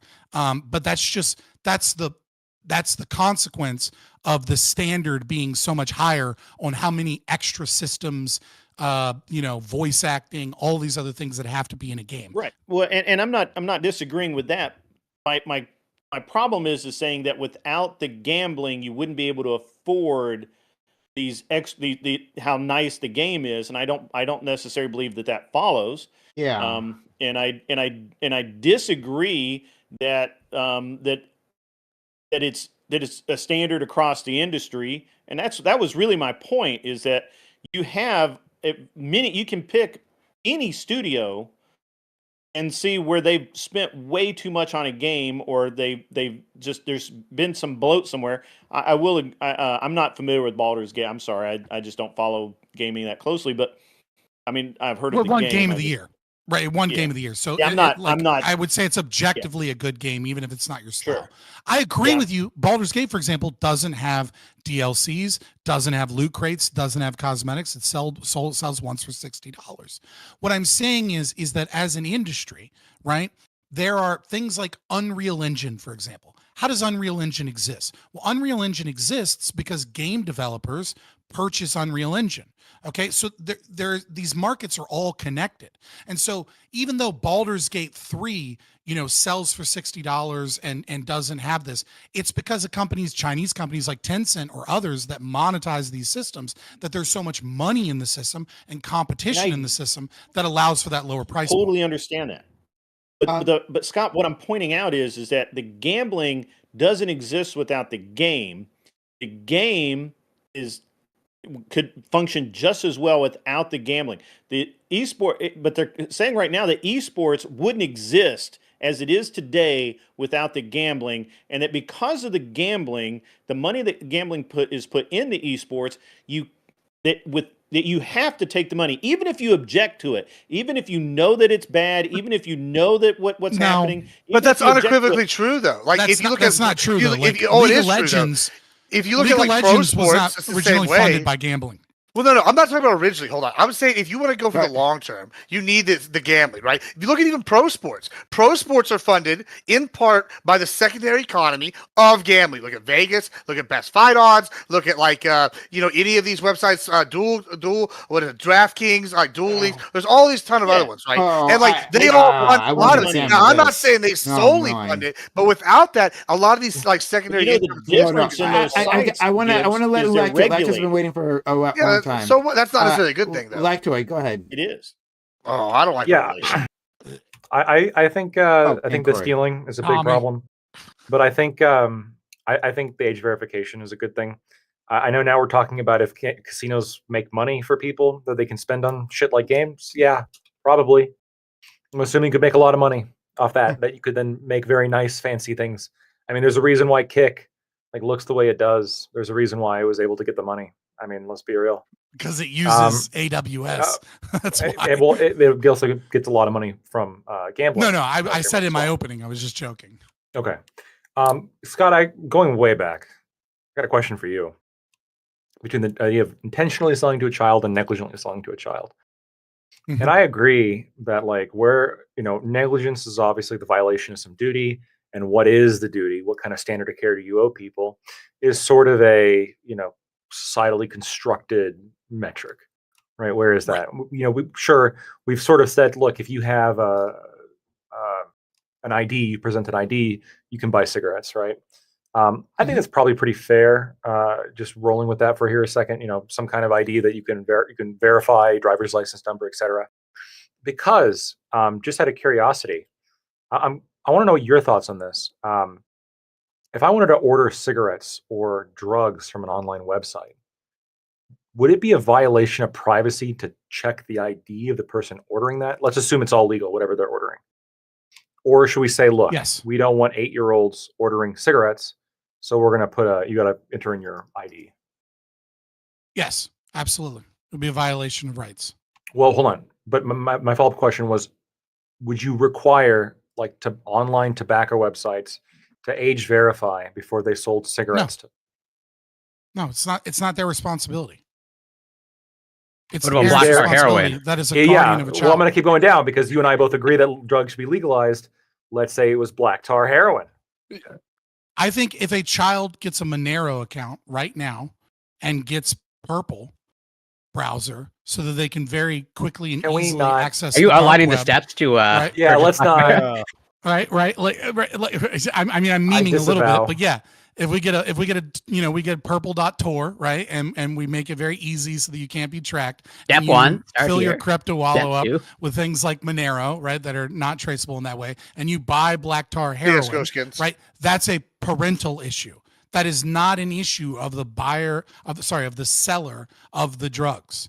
It's not their responsibility to age verify products to make sure that their products aren't going to an unintended what about buyer of the product. Wait, what about the person? Amen. That was Ali. I'm on the same wavelength. Do you if you're a drugstore, like let's say I own a gas station? No, should I have to ID or a bar? Should I have to ID people coming in, or if I check this out, Lactoid? Have you ever heard of the concept of it's none of my business? Yeah, he can answer. I just want to ask Lactoid. Have you ever heard the concept is none of my business? What they do with it after that? It's none of my business. They bought it. Okay, now for someone who's less psychotic, Scott, please. I think it's simple. It's just basics. Am I? Basics. Marginally. Marginally. Yeah. No, like I would say that again, I will stand by this principle, right? That there is a difference between if you can prove that someone knowingly sold a product, it is different than requiring some level of like age verification or something, right? Or if you can prove that they acted in a way to intentionally stop themselves from knowing, right? So like if someone sells drugs at a counter store, college bars, and underage drinkers, that's not the same thing, right? Like that's not. Why college bars is probably 18 or 19-year-olds that like get in or sneak in, and it's like due to the negligence of the bar owner. And you're saying it's not to the responsibility of the bar owner to like ID these people. Right? First of all, those aren't fucking children as far as we're concerned. We just magically said in order to drink, they need to be 21. But I 16. Know friends that died from suicide from going to war that were fucking 18. We don't disagree here. Make it 16. Make it 16. Go to 16-year-olds go to college parties all the time. Like it's not the craziest thing. If again, I do not listen. Again, that is a parental issue. I am going to be consistent on this. Now, if I'm at a drugstore and I sell alcohol, right? And let's say there's no ID laws that exist anymore, right?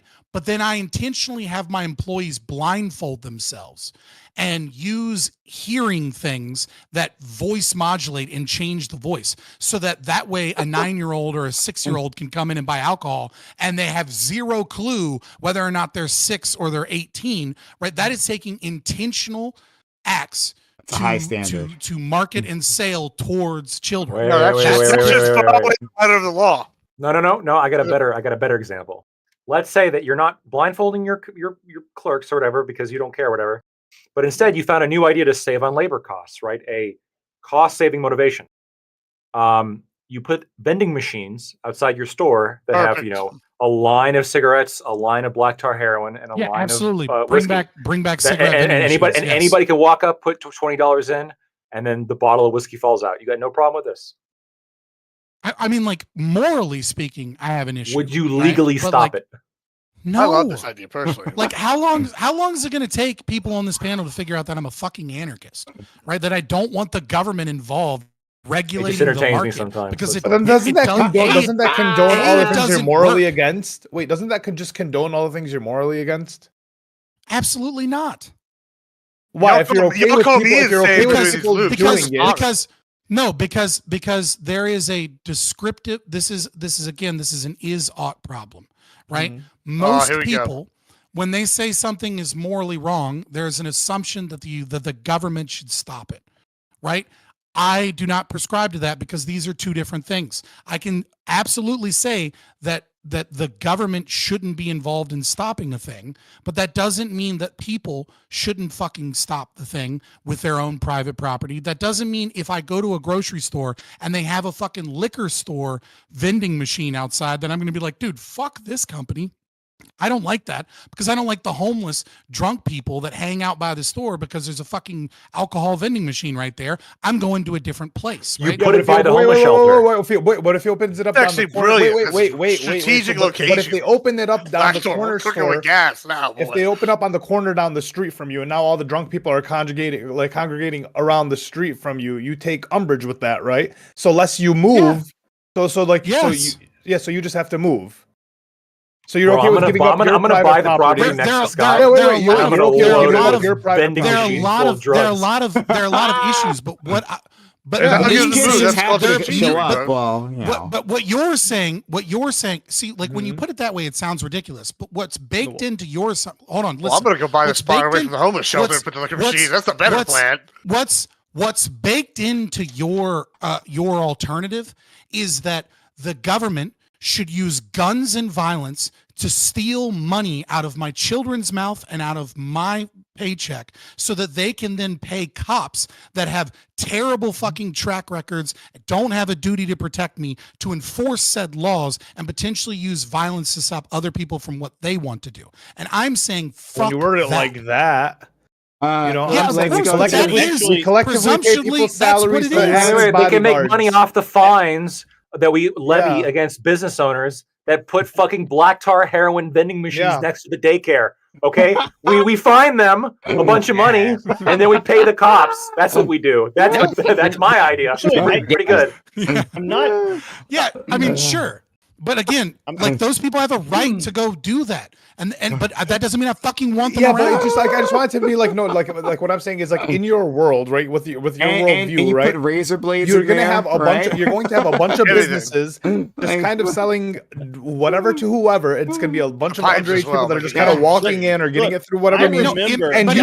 And for you, there's no regulation except for the fact that like you think people will band together collectively and just become the police and become loaded up with rocks. Let's go like that business, that corner store, that whatever, that association is gonna face two things.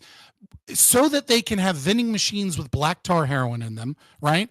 Their insurance costs to insure their property is going to skyrocket, and whomever is paying for the police. Rich or so who's enforcing that they have insurance? Yeah, it'd be cheaper not to have insurance. Who's enforcing that they have insurance? Hold on. Well, if you're a business owner and you're fucking putting black tar heroin vending machines outside your business and you have no insurance, they're going to rob the vending machine. No, I'm just way cheaper now.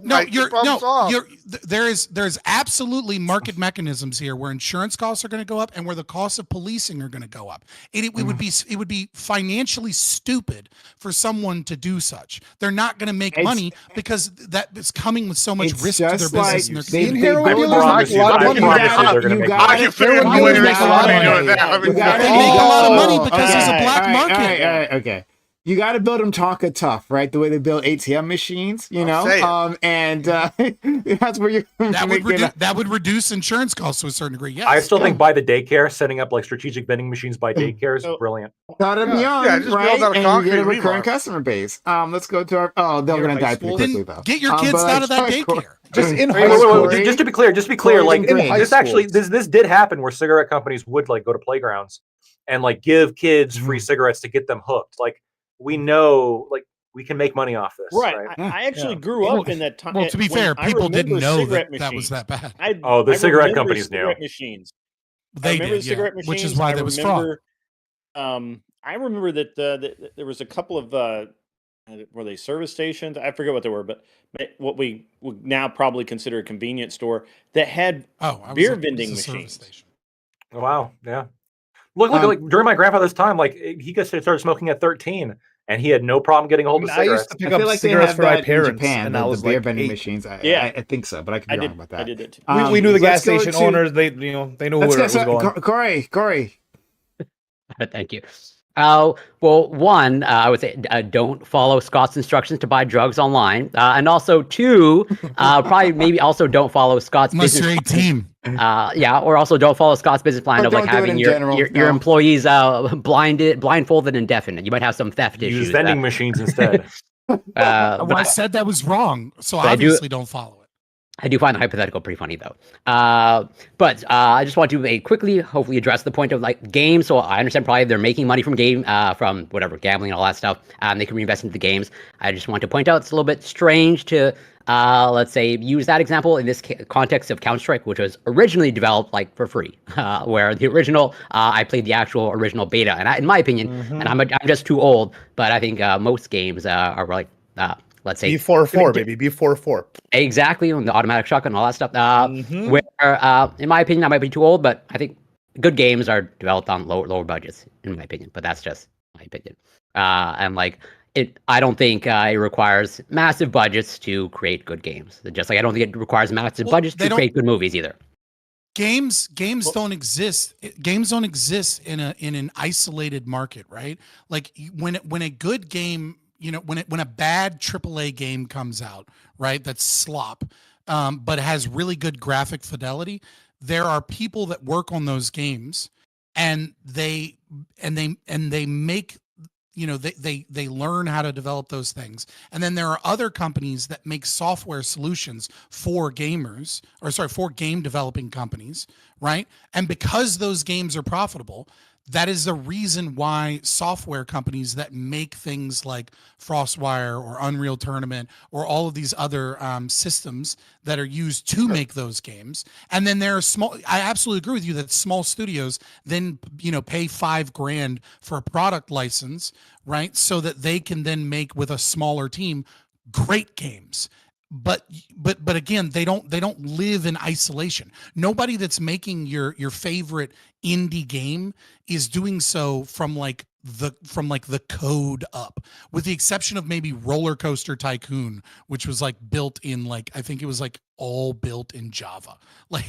But I mean they're for the most part, your good games are made with software solutions that are pushed forward by the gaming industry. I agree, but but I think Counter-Strike is a great example of it originally started as a passion project that grew to this massive success now. Another example is and all these games were developed before gambling, Dota 2. Those were all pre-gambling, and they grew. I agree that the gaming industry. How was Dota made? How was Dota made? That was also from what I understand, I'm not an expert, that was also a passion project of as a mod for Warcraft 3. And I agree that I agree. It was made possible by Warcraft 3. I agree. Just like Counter-Strike was made possible by Half-Life, but I think you would agree that the reality is those games were developed in the vacuum outside of gambling, because that wasn't a thing at the time. Well, I mean, it was absolutely, because Blizzard. Warcraft 3 and Half-Life. I would need an example. No. So I want to say when was Dota made? Dota would have been made. It would have been 2001, 2002. Regardless of that, guys. I mean, the harm that it's actually doing, is it worth the benefit? The claimed benefit. No, 2002. Dota 2 is 2013, 2012. Dota 1 originally. Okay. And then when was WoW released? 2004. Okay. Yeah. No. I mean, in that instance, there wouldn't have been World of Warcraft, right? So that would have been a year before World of Warcraft and selling gold. But again. Right, but again, the history lesson's great, but at the end of the day, the reality is that is the claim then that the good outweighs the bad? What's the bad here? Some people get addicted, and children use their parents' credit card when they shouldn't. What's the bad you're pointing to? Yeah, that's what I want to know. Everyone getting addicted is a good bad. That would be the bad. People not having money anymore is probably a good bad. The only people that are these are people who are irresponsible. Are there adults who are irresponsible with their money, or children who got a hold of their parents' money without permission? If you're going specific to CS:GO, but I'm to me, I see a large gambling problem with online gambling as a whole, right? And this is just one faction of it, right? So to me, it's just the online gambling thing is getting a bit out of hand. And I remember back in the day, like when I was a kid, there used to be like a commercial where there was a girl and she was in front of a dumpster fire. And she's like, "We used to have a home until my daddy started online gambling, right? And we used to push like heavily against it. Yeah, skill issue. I get it. Whatever. Like I get better at gambling. Like, I have empathy for some people, even though they're stupid. You know, it bothers me. So like the whole online gambling, the whole like online gambling being like so hyper normalized to where it's like now it's in like video games where like yes, it is like a majority of like teenagers that have like that shouldn't have access to the gambling, but that do now, right? And then they're getting hooked at a young age. I'm not pro gambling companies becoming like billionaires off of like people losing their money because it's like you're kind of guaranteed to lose. Actually, yeah, but I feel like this kind of energy should be directed at like OnlyFans and shit like that. I mean, like OnlyFans seems like objectively a worse thing to spend any money on. I have a problem with that too. No, OnlyFans should be illegal, actually. Yeah. But hold on. If you want to criminalize it, at the very least, should age verify, right? Yeah, that could be a good step, but I think it should be. I think it should be illegal. Disagree with you. What I'm talking about is like people who fall in love with these prostitutes on the internet and give them all their fucking life savings and shit. Like there was that girl that mid bitch Sophie something. Sophie Rain. Let's not advertise her name more. Well, I don't need to. She made like $50-something million in a month. We're advertising her as a whore. That's a problem with society. I mean, she made like $50-something million in a month. Right? So like, she's a hero of capitalism. Let's take that. I want to let Doobie. Yeah, congrats. I applaud her. Okay, like good job. Then she can retire, and she's probably going to sell her body some more and get more money, and then eventually she'll get too old and they'll forget about her. But good job. Right, good job. So, but this lady made $50-something million in a month, right? So the kind of guys that would give this person money, when I haven't tried this, but I'm sure, right? Because this is a case with almost any of these prostitutes. You can just type in this person's name, nude, and their boobs will come up on the internet somewhere for free. Why the fuck are you giving this person money? Why giving any of these people money? Like, it makes no sense to me. That is legitimate like mental illness to me. But they're paying for the GFE and they're paying for the yeah, that's crazy. It's great. Yeah, that's like legitimate like mental illness shit. So I feel like this kind of like hubbub makes a lot more sense directed at that than something like fucking people spending their money on CS:GO skins. No. It's the gambling aspect. It's not them selling the skins. I don't care about the skins. It's not the skins. It's the gambling aspect that people are kind of annoyed at, and the fact that like one, you do have a bunch of people. What's the issue with gambling? Huh? Gambling's fine. I don't know what the issue. Like I actually went to Vegas as part of my vacation. Gambling is fine as like a limited institution, but it shouldn't be like instilled in literally every fucking faction of our lives. You shouldn't have an app on your phone. Plenty games don't have that. Life is a gamble. Plenty games don't have that. Just don't play those games. Hold on. I get the thrill. Right? I get the addiction. I went to Vegas as part of my vacation. Right. I went there for like a week with my wife. And that was like the second leg of my vacation. First leg was the Dragon Seal convention, of course. And when I was there, right? So my wife likes to play blackjack. I fucking hate blackjack, right? I don't know how to play any card games at all. And I refuse to learn, right? So she wanted to play blackjack. I sat at a virtual craps table, right? Which is just like a machine that like bounces the dice around in front of you. Yeah, it's not fun. And I put like $200 in there. And I don't know how to play craps at all. I just pressed shit, and then it was winning, so I just like kept going. I got up to like $800, right? And I felt it. Right, $800 to me is like not a whole lot of money, realistically. To win it, but I was up, right? So I was like, oh shit, then maybe I should stop, right? And I took the voucher thing out.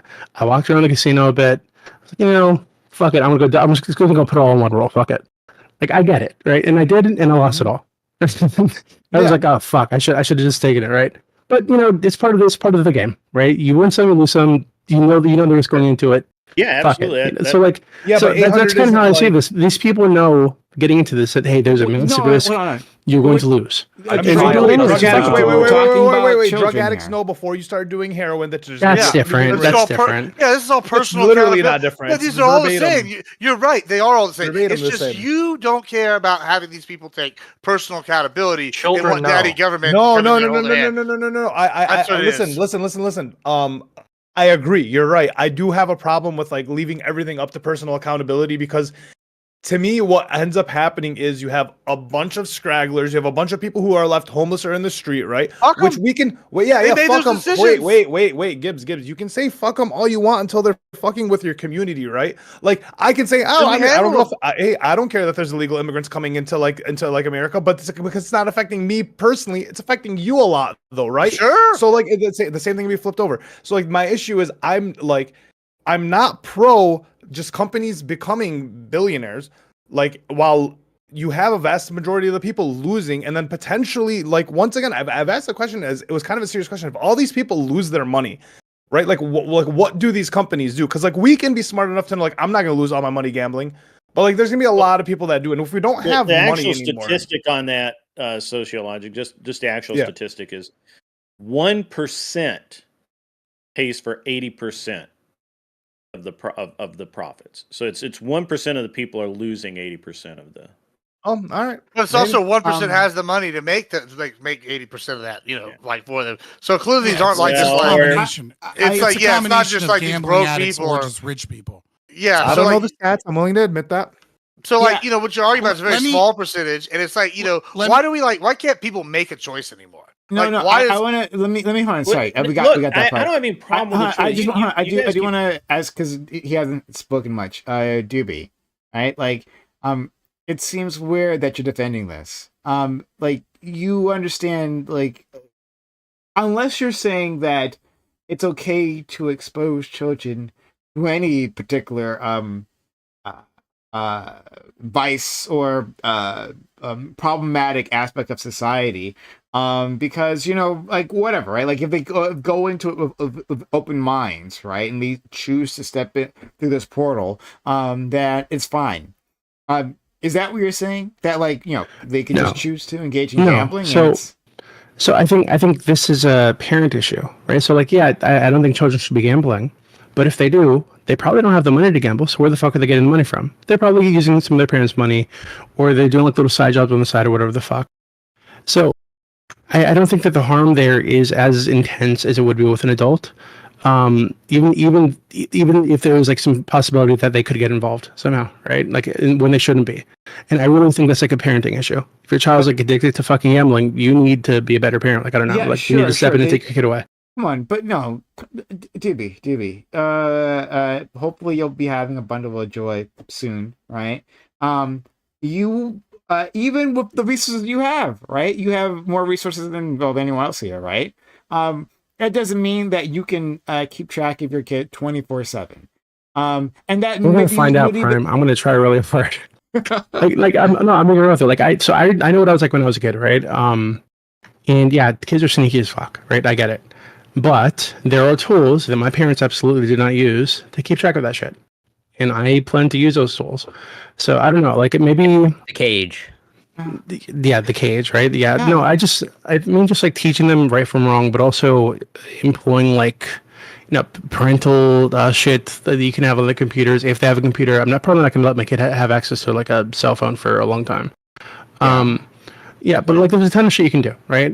So but again, I haven't had that experience, so maybe I'm totally wrong. I'm totally open that idea. You can say all that until you have a kid. Yeah, and I have a 14-year-old. I'll help you out. And kids have total control of his internet life. But even then, that's not hold on, guys. Even then, that's not enough. We understand this, right? Assuming like you haven't used the parental tool of the cage, right? That means they're going to go outside. That means they're going to have private time with their friends at some point, hopefully. That means that they're going to be in social situations that you don't have direct control of. Are we saying here in that situation? Well, then you must be responsible. If wait. If a kid, but like also, wait. Just real quick, no, before you do, because if you do have that kind of total control over your kid, right? And then they do turn 18, 19, whatever age that you deem is like they're adults now, or they go off to college, whatever it seems maybe, they're now not they're going to be kind of coddled to the world too, right? There's a catch-22. Which was what Scott was saying previously, right? You inferred something that I didn't say. I'm just adding. Actually, I'm more to Doobie and you, really, as much control as possible, so on and so forth. On that note, Prime, I got a pregnant wife that needs me for a bit, so I gotta go, Mister. I'm sorry. Oh my God. Can we talk, DB? You and I? I'll be around tomorrow for sure. Okay. All right. That was a humble brag, by the way. Just there. Yeah, I know, right? No, I'm just saying I gotta go. I want to stick around, but I have to go. Congratulations, have a good one, and baby. hope Merry Christmas. for her. Be well. Thank you, Scott. Talk to you soon. Yeah, so I have both a 4-year-old and a 14-year-old, and my 14-year-old, Range.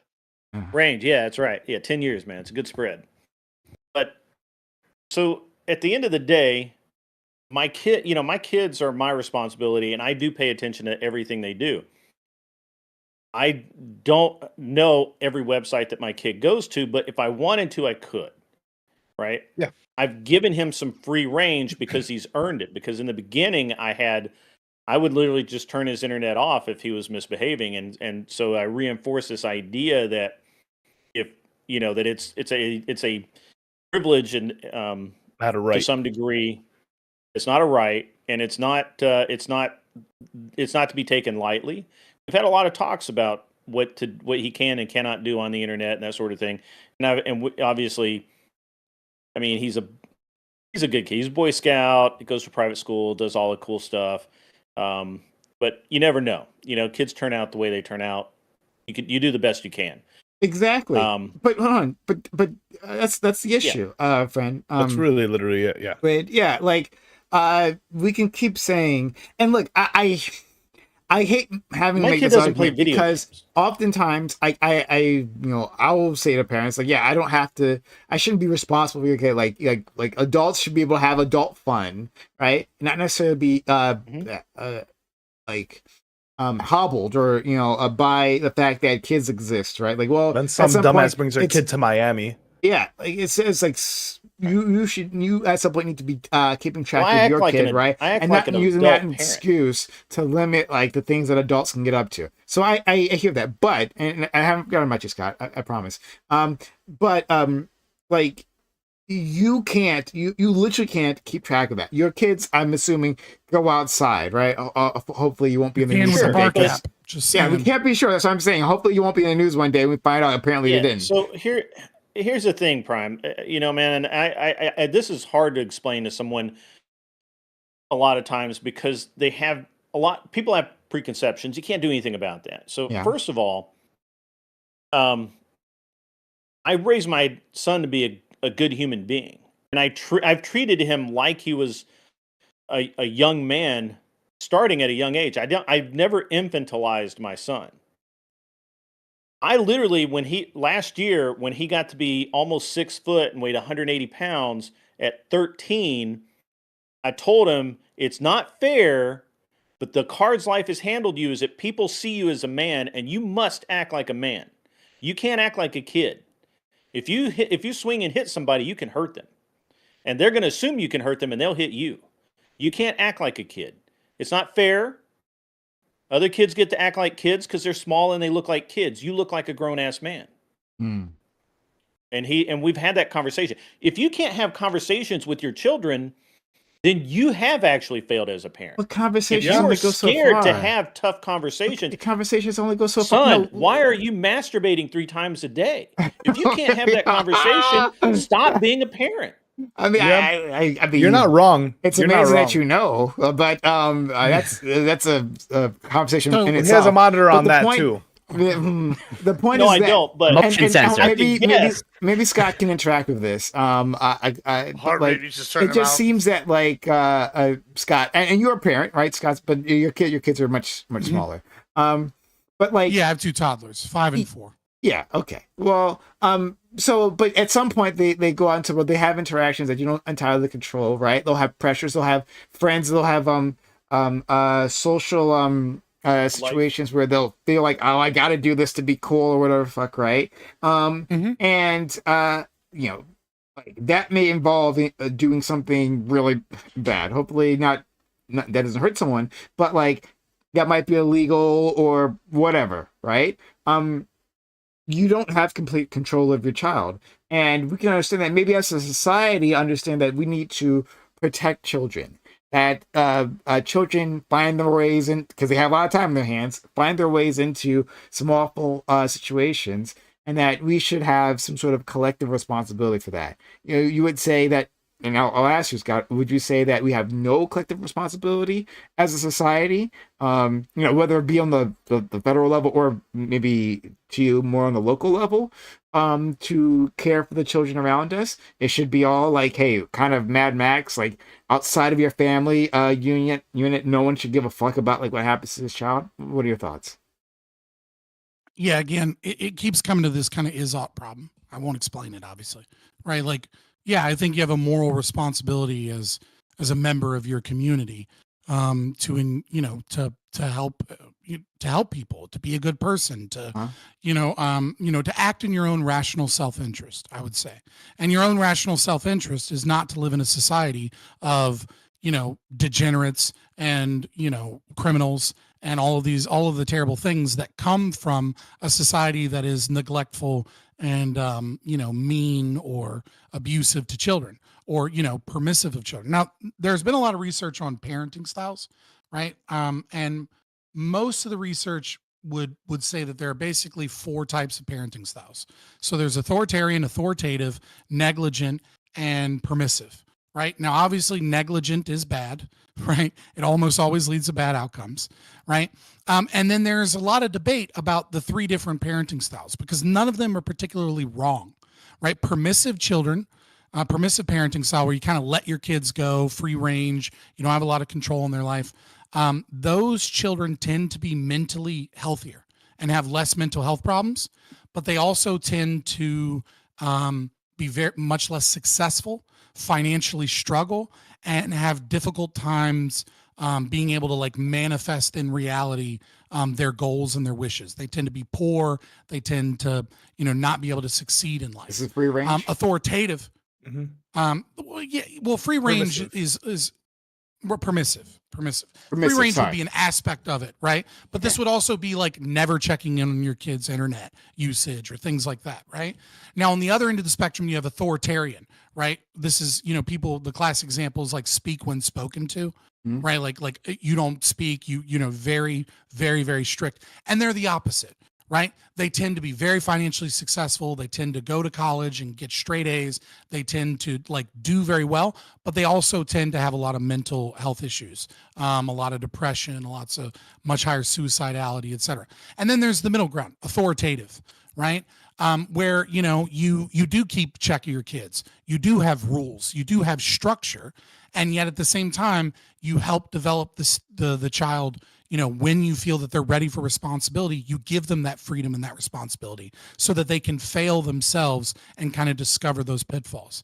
You can't protect your child from the outside world. It's not possible. The outside world exists and you have to engage with the outside world. But if you're a good parent, you prepare them for that. And my biggest issue with this concept of like state regulation in the name of the children is it comes down to these points that I wrote down. So number 1, regulation kind of gives the parent the excuse to not parent, right? When the government takes over responsibility of the parent, the parent's ability to control and engage with their children is now limited because the government is presumed to be taking care of these issues. Number 2, there's an assumption that the effects of regulation actually work. And they don't always work, right? I mean, let's say we get a law that says there's going to be age verification, right? How long before Discord servers start popping up that kids go into so that, so they can get away from these very regulations? Like, and the third thing here is regulation always comes with a cost. I already explained the market cost, but let's say you don't buy the market cost. You don't buy the concept that like every tax dollar taken out of the market means less jobs, less opportunity.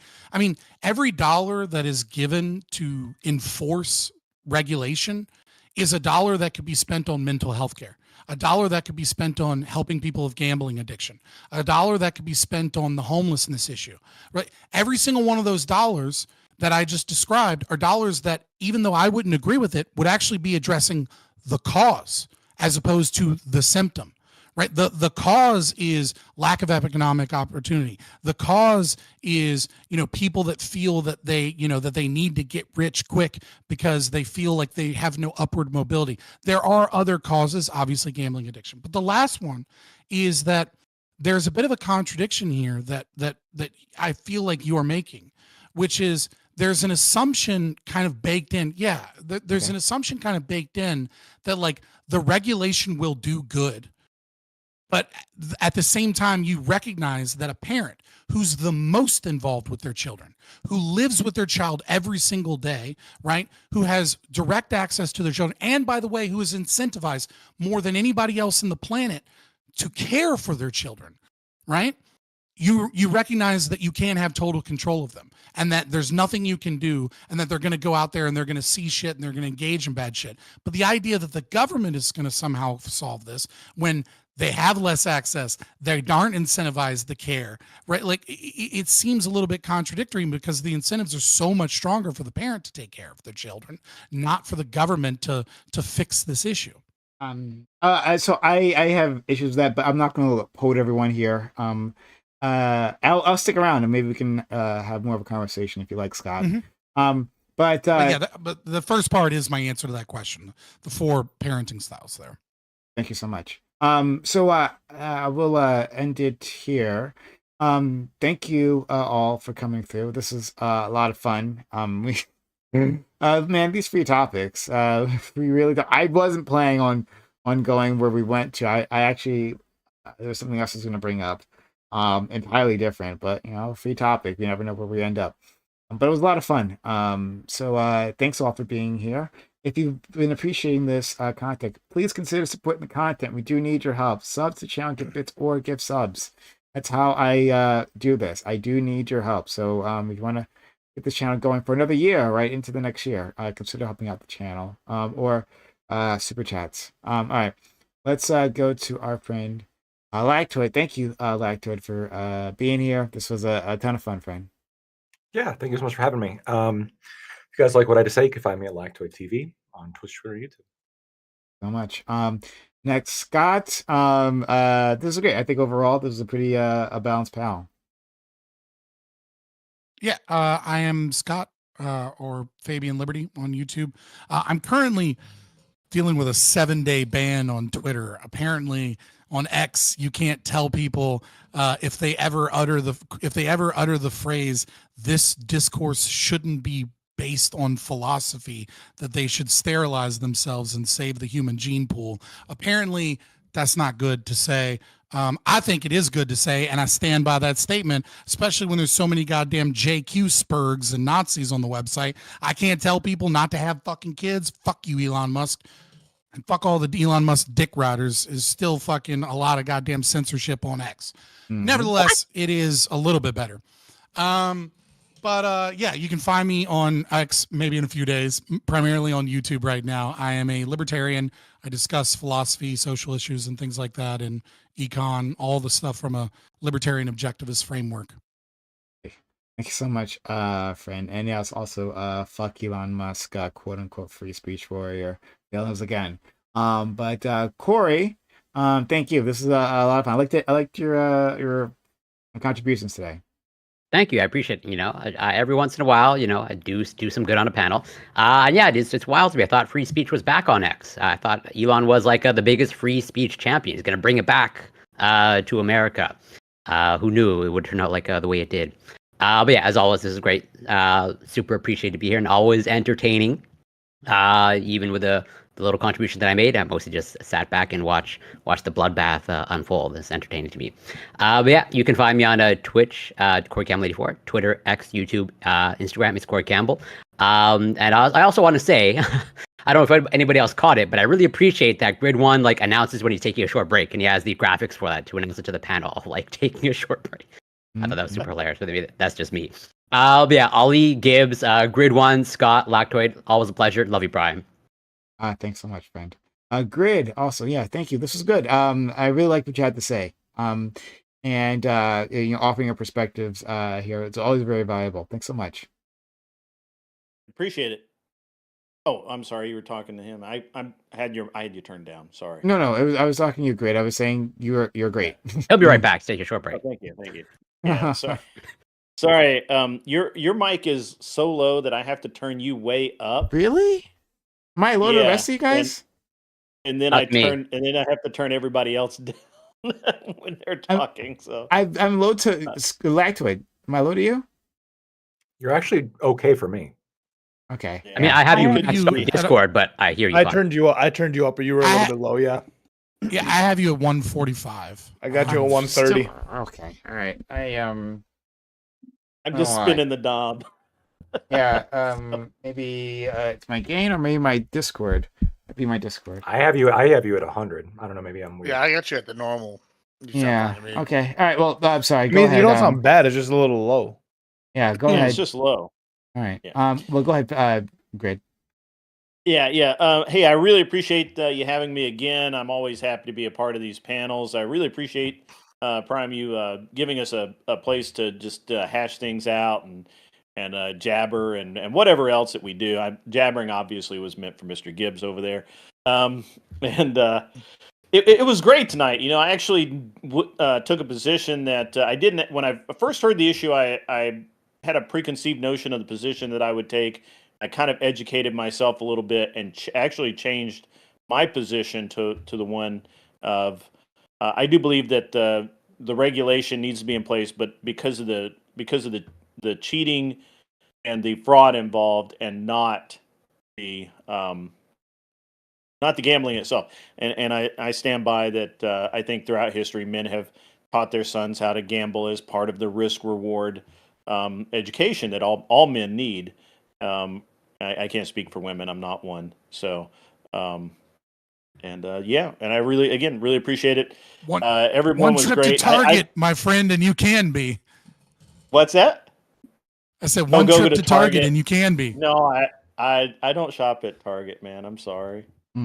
But, at any rate, you guys have a great. It was great to be here, man. And Scott, good to kind of push back against you every once in a while. I don't always agree. What's interesting is like I used to find myself mostly agreeing with Scott, and now I agree with him like half the show, and then half the show I'm like, Scott, what are you saying? And it's really cool. It's really good. It's the last half that's the hardest in proselytization. Is that what it is? All right. Again, really appreciate it, you guys. Thanks again, Prime. Yeah, no problem. Thanks so much. At some point my settings got reset and I'm trying to find the proper balance. So I was down at 69% for input volume. Now it's at 75%. Nice. Before you guys were saying that was too loud. So I don't know. So I'm trying to figure out a balance. I'm not sure if I can, because you guys all have different equipment, where I can find a good balance for all of you. But you'll have to let me know. 75% now, if that's good. But let's go to our friend Admiral Gibbs. Gibbs, you're always you. You're always you, and you never change. And so I'm always happy. I like you, so I'm always happy with what I get. Oh, I appreciate that. I always love being here. I just want to say this is another week of me being the most consistent and honest. And maybe this time I didn't have to be the most fact-checked person on any of these panels. I don't have to do any mental backflips to come to my conclusions. I just tell you straight up. Other than that, Coffeezilla sucks. He's Clout Chaser. Fuck that guy. Don't watch Coffeezilla. He's just as bad as the rest of them. He's just bamboozled y'all. Let me tell you, I'm a snake oil salesman, and I know a snake oil salesman, and that man is a snake oil salesman if I've ever seen one. I'm just saying, trust us when we know a con artist, and that guy's a con artist. Lastly, one last thing. We're having a debate championship series. We're putting this together. It's coming together. It's exciting. If you like debate, there's going to be some ass whippings handed out. And we're going to have definitive records now people can point to and say, I beat so-and-so. And we got that coming because I know that everybody always wants the most important thing in debate, bragging rights. And that's what I'm going to give you, the people. And thank you for having me always, Brian. Absolutely. And finally, where's my DM? Yeah, I got Where's you. my DM, brother? I'll send you a run out. Lee, thank you so much for coming through. You're fantastic. Well, thanks for having me, man. It was great being here. But once again, what happens when all the people grow broke because the corporations get rich? I'll never. No one ever has an answer. It's usually riots in the street, but what can you do? But for everything, you can find me at Sociologic 2 L's on everything, Twitch, Twitter, YouTube. And thanks for having me, Prime. Gang, it was a pleasure arguing with you.